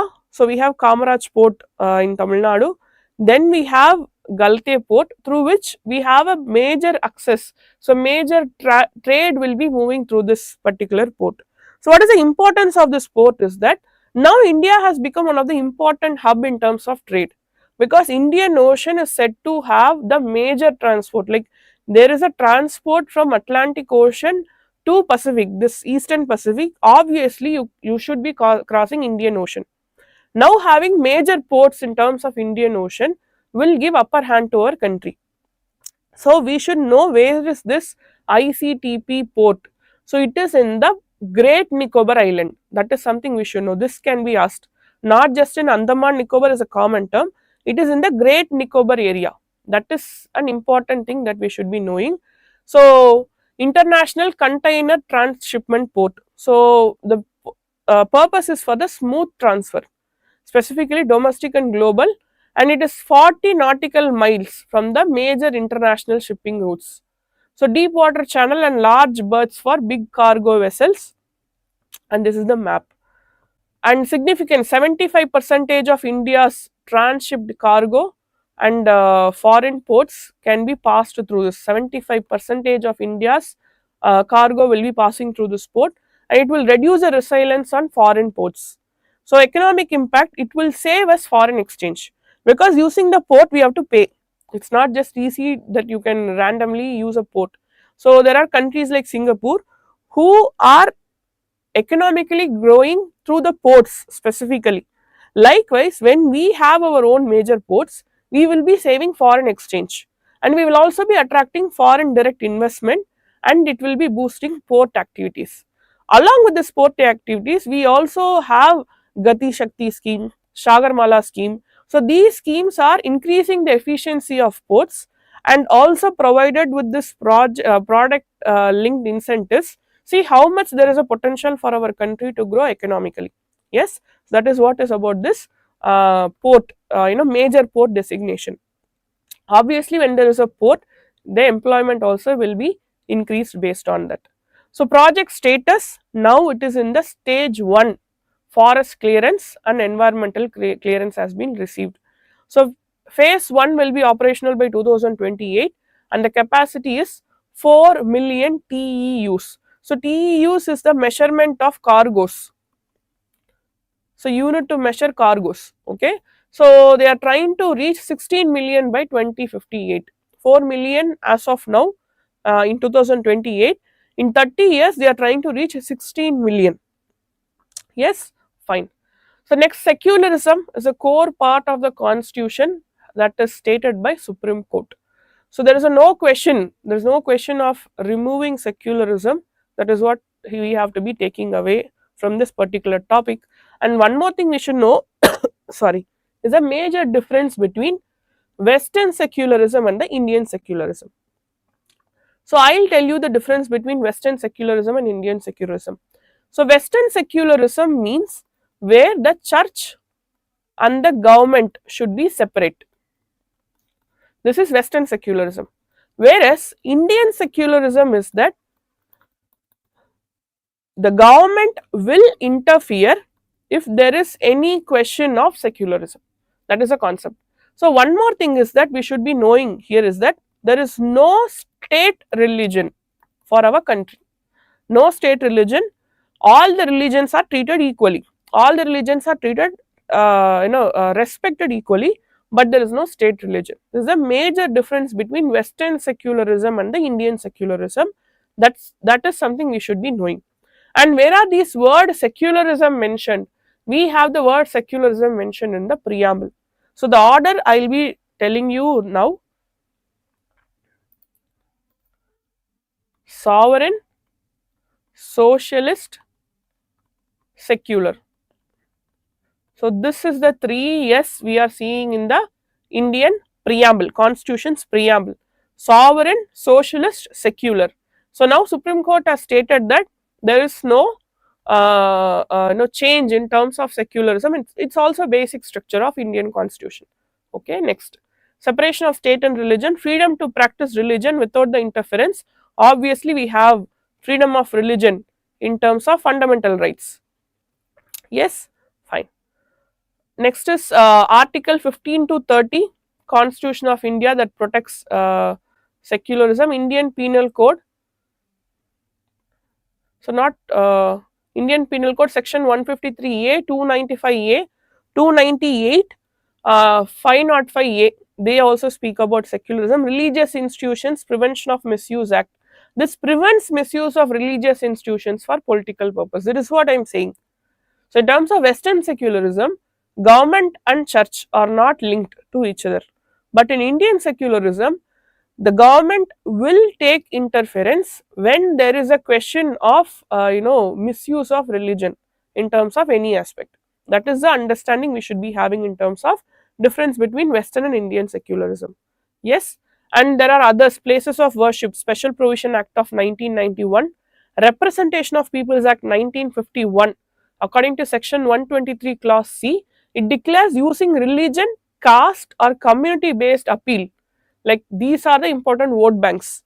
If you are using this in terms of any election campaign to seek votes, it is mentioned as a corrupt practice. The person can be disqualified. So that is what is the concept about this Representation of People Act of 1951. Next is Protection of Civil Rights 1955, Untouchability Offences Act 1955, where untouchability is followed in many places in name of religion. So here the Protection of Civil Rights, Untouchability Offences Act say these are also interfering in religious affair if untouchability is practiced. That is what we should take it in mind. Yes, fine. So this is very important. We should understand that if there is any question in mains asking about Indian secularism or difference between Indian secularism and Western secularism, we cannot just say that Indian secularism where the government, the state will interfere when there is a question of misuse of religion. You have to quote these acts, at least 2 or 3 acts from this as an example to show that the state interferes when there is a question of misuse of religion. That is a concept we should know from here. Next is Biodiversity Conference of Parties. So this is related to Convention on Biological Diversity. This is one of the 3 outcomes of Rio Earth Summit that took place in 1992. So UNFCCC, United Nations Framework Convention on Climate Change, UNCBD, United Nations Convention on Biological Diversity, and UNCCD, United Nations Convention on Combating Desertification. Yes. So in this 3, we are talking about UNCBD. So it's a legally binding convention, and this conference of parties are the decision making body of this UNCBD. So it's an international agreement adopted in Rio Earth Summit of 1992, and conservation, sustainable use and fair and equitable share of benefits are the major objectives of this UNCBD. Okay. So what is the key outcomes of the COP16? Align national biodiversity strategy. 13 to 30 initiative is nothing but within 2030, at least 30% of biodiversity should be restored. So enhance biodiversity, Cartagena protocol. So enhance biosafety. Major concern, we are talking about living modified organisms. This LMOs, living modified organisms, that comes under Cartagena protocol. And Nagoya protocol, they speak about sharing of benefits, genetic resources, equitable sharing of genetic resources and benefits. These are the important protocols we should be knowing under UNCBD. Very important. It's this can be asked in the examination. So key outcome of this is that 200 billion US dollars annually should be used or should be funded in terms of biodiversity protection. And they are also planning to bring indigenous participation, community conservation, and oceans and high sea protection. This is very important about this concept. Next is Jama Masjid, protected monument, will have a substantial impact.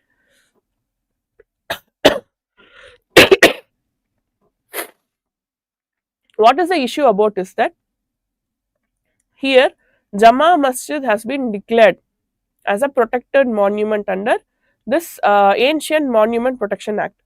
So now what happens is that there is a very big issue here is that the authority will be a major conflict, whether it's a Delhi Waqf Board or Archaeological Survey of India. That is a major concern here. One more thing is, it's a live monument. Live monument means it's still under the usage. So it's not a monument which is a relic. No, it's still under the usage. Now what happens if we are trying to protect this? Then there will be a question of restricting the religious activities. That is a major concern related to Jama Masjid. This is the context of this particular concept. Now we will be seeing about Jama Masjid from art and culture perspective. It's built by Shah Jahan, and one of the India's largest mosques. It is made of red sandstones and white marble. It has 3 domes, two 40-meter minarets, and arched entrances, blending Islamic, Persian, and Indian styles. It's a blend of Islamic, Persian, and Indian styles.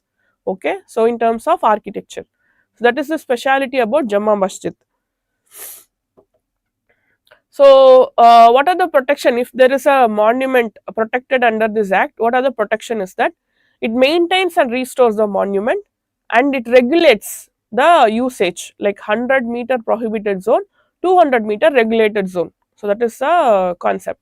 So now, as we know, it's a live monument. It is still under use. So now we can see that there will be a regulation and protection. In that case, obviously it will lead to the question of restricting the religious activity, like people might come for prayer purposes, or there can be any rituals taking place which will be restricted by this protection status, all these things. And it will prevent encroachments. If there is a protection status given to any monument under this act, it will prevent encroachments, and tourism will be promoted. Okay, so here the question of tourism is that when tourism is promoted, then there will be a question of religious sentiments. So restrictions would have been taking place till today, like religious sentiments, like only people from this religion should enter. These kind of, in general, I'm talking about any place, religious places, there will be many restrictions. So now when it is declared as a protected status, it will become more of a secular place. Then the question, conflict related to religious emotions might arise. That is also one concern here. Yes. Next is Justice Sanjeev Khanna appointed the next CJI and will enter office by November 11th. So he is the 51st Chief Justice of India. So one more thing we should know is that the former Chief Justice of India has said to have the one of the longest tenure, almost 2 years and few months. He has been serving as our Chief Justice of India. So who generally is a Chief Justice? Who can become Chief Justice is the senior most Supreme Court judge will become the Chief Justice. And who will appoint the Chief Justice? I am repeating, this is very important. If the question is about appointment, President will appoint. Okay, who will suggest? The outgoing Chief Justice, the one who is getting retired, will suggest who will be the next Chief Justice. And who usually can become Chief Justice is that by convention the senior most judge, but for that also there are criteria according to Constitution. So according to Article 124 Clause 3, what they are saying is that 5 years, the person should, minimum of 5 years should have worked as a High Court judge, or 10 years as a High Court advocate, and an eminent jurist recognized by the President. So this person can only become the judge of High Court, a judge of Supreme Court. Okay, then the senior most judge will become the Chief Justice. Okay, fine. And who, according to the collegium system, this is also very important. The collegium contains senior judges along with the CJI, and they will suggest who will be the next Chief Justice of India. Till now, we have no women Chief Justice. We are waiting for the women Chief Justice, most probably in 2027 or 30. Yes, fine. So, what are the powers of Chief Justice according to these articles? Allocate cases and forms constitution benches, manages judicial appointments and transfers, and oversees court administration. Okay, yes. Article 124 Clause 2, according to this, President appoints the Chief Justice on the collegium recommendation. Very important. According to the Constitution, who appoints? If the question is who appoints, it is always President. That is, should be very clear. And the tenure is, there is no year here, but serves till 65 years of age. So when you are talking about any constitutional body, we see 6 years or 65 years. But here it is only the retirement age. 65 years the person will be retiring. If at all the Chief Justice of India is appointed at 62 years of age, he will remain as the Chief Justice till 65 years. So it's always the year of retirement given. There is no fixed tenure given here. So removal can be removed by the 2/3 majority in the parliament, special majority.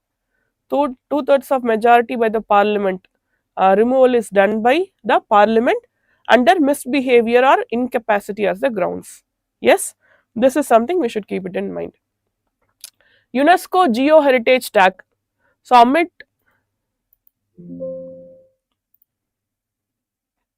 yes. So UNESCO's Geoheritage Tag. So in Gujarat, Dinosaur Park has been given UNESCO's Geoheritage Tag, but still they have seen that there is a neglect, they are not properly maintained.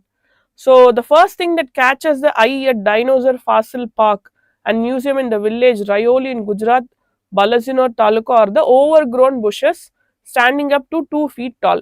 So they are not weeding properly and it's not properly maintained, even though they have given the UNESCO's Geoheritage Tag. So what is the process? How do we obtain UNESCO's Geoheritage Tag? So what happens is that we have to nominate. First of all, we have to nominate to the UNESCO. So it can be by the local authorities or geological bodies. They will nominate it. Then the UNESCO's expert committee will assess if the particular place can be given the tag. Then there will be a field inspection, and then finally the status will be approved. What is a very important concept about UNESCO's Geoheritage Tag is that it will promote tourism and protection, and we will be getting funding also for protection or promotion. So that's a major thing why we have to get this particular tag. Yes. So advantages: increased tourism, global recognition, conservation support, and educational research opportunities. So but the issue is increased footfall, that is many people will come to visit. Obviously when there are more human beings, it is very tough to maintain. Yes, so maintenance cost will increase. Local displacement, people, native people who are living there might be about to be displaced, and economic need also will be increased. Tamil Nadu had declared heat waves as a state specific disaster. So what is heat waves? It's a climatic event. So we'll see what is this. So prolonged period of high temperature and high humidity. See, it is like a cycle. So what happens generally is that when is the temperature very high? When there is a high humidity in the atmosphere, which means that there is high water vapor. Water vapor, being the greenhouse gas, definitely will trap more heat. When the heat is trapped more, the temperature is high, obviously again the water vapor will increase because the evaporation rate will be high, again the humidity will increase. This is like a cycle.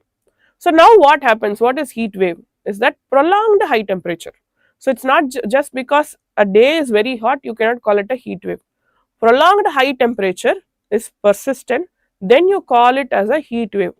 And Indian Meteorological Organization, like department, has given certain criteria for heat wave, like temperature threshold. In terms of plains, the maximum temperature is greater than 40 degree, greater than or equal to 40 degrees Celsius.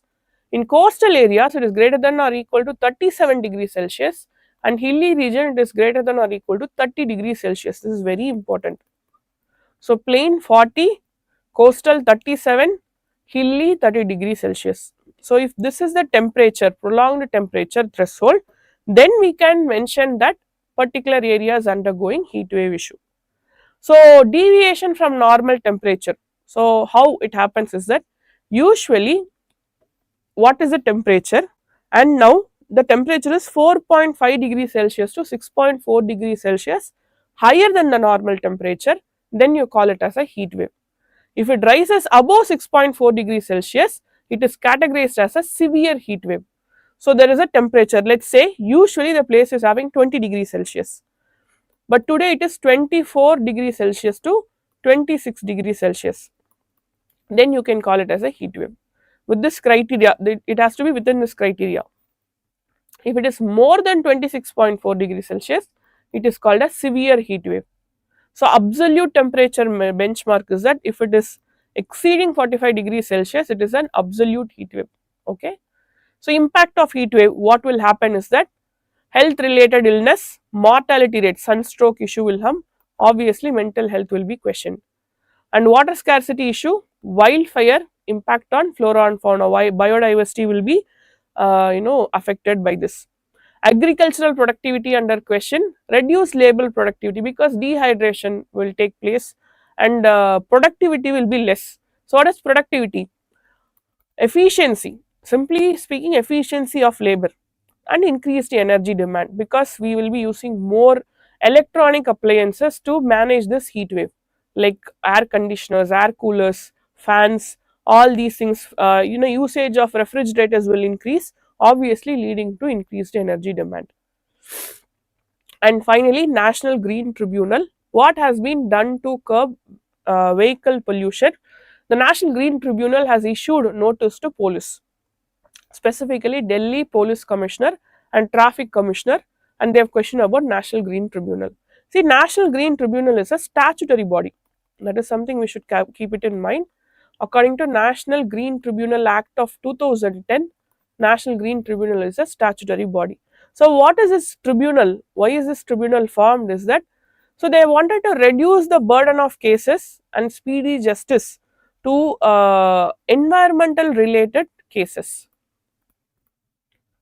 It's a quasi-judicial body which has more priority given to environment related cases. That is this National Green Tribunal. It is formed on October 18, 2010 under National Green Tribunal Act. Specifically, they resolve environmental cases quickly and they promote sustainable development. So what is the jurisdiction of National Green Tribunal? Is that any environmental dispute and law violation related to environment, and they also review decisions from the environmental regulatory bodies.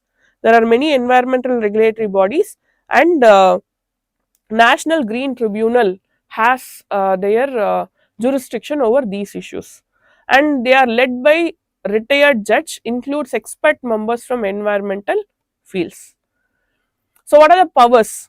They can grant relief. This is very important because I told you they are quasi-judicial. Yes, in that case, what are their powers? They grant relief and compensation for environmental harm. They issue orders to enforce law. They conduct inquiries into environmental matters. They speed up resolution. So, speedy justice supports public interest litigation and enhances environmental governance in India. So, this is all about today's discussion. So, we have tried to consolidate whatever we have discussed in the newspaper analysis of this particular month, October 2024. In this video, I have picked very important, most important topics. So, I am repeating again. I hope you all understood. If there is any doubt, you can ask me now. I am sitting before the chat and I am waiting to answer if there is any doubt. Point number one. And next is that please don't think watching this video alone is sufficient. You have to watch the daily analysis video, and this video will serve as a revision, effective revision. And we are also providing you with the material in the description, and that will help you to revise the concept and also solve questions. That again, the questions are compilation of daily questions only. That is just to, this is a effort to take everything and give you in one place. Instead of going and searching for every video, this is to revise. Like suddenly you have a doubt, you can come and revise here. That is the major thing we are trying to do here. So along with that, I will also suggest you to attempt the daily quizzes you can see in the IAS Parliament website. So these things will help you to have a good hold on current affairs, because current affairs constitutes the major questions. Like you take 100 questions, majority of questions come from current affairs only. Okay. Apart from that, it might look like a static question, but it is a basic of a current affair question. That's how it works. For example, now we saw National Green Tribunal is a statutory body, so it seems like a static, but still, since the National Green Tribunal has issued notice to the police recently, then the UPSC will pick question from the basic of National Green Tribunal. That's how it always works. Fine. So thank you so much. If there is any doubt, please ask. I'll be waiting for 2 minutes, and then we'll wind up the video here, and I'll meet you again with in the next video. So we'll also plan for an editorial marathon of a month again.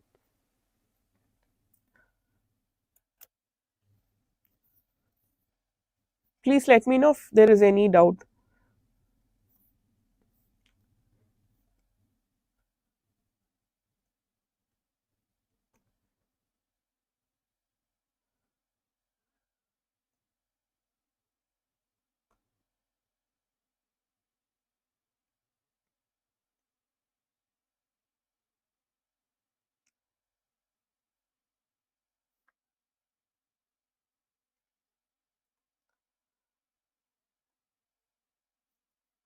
Thank you.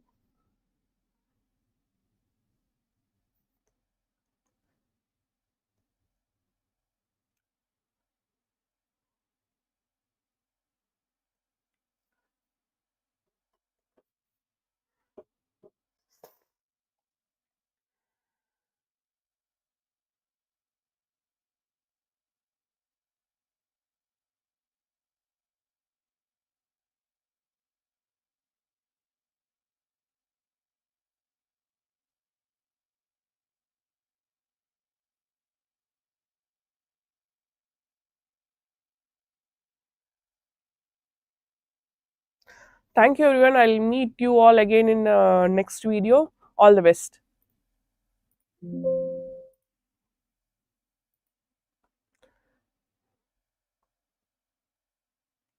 Okay.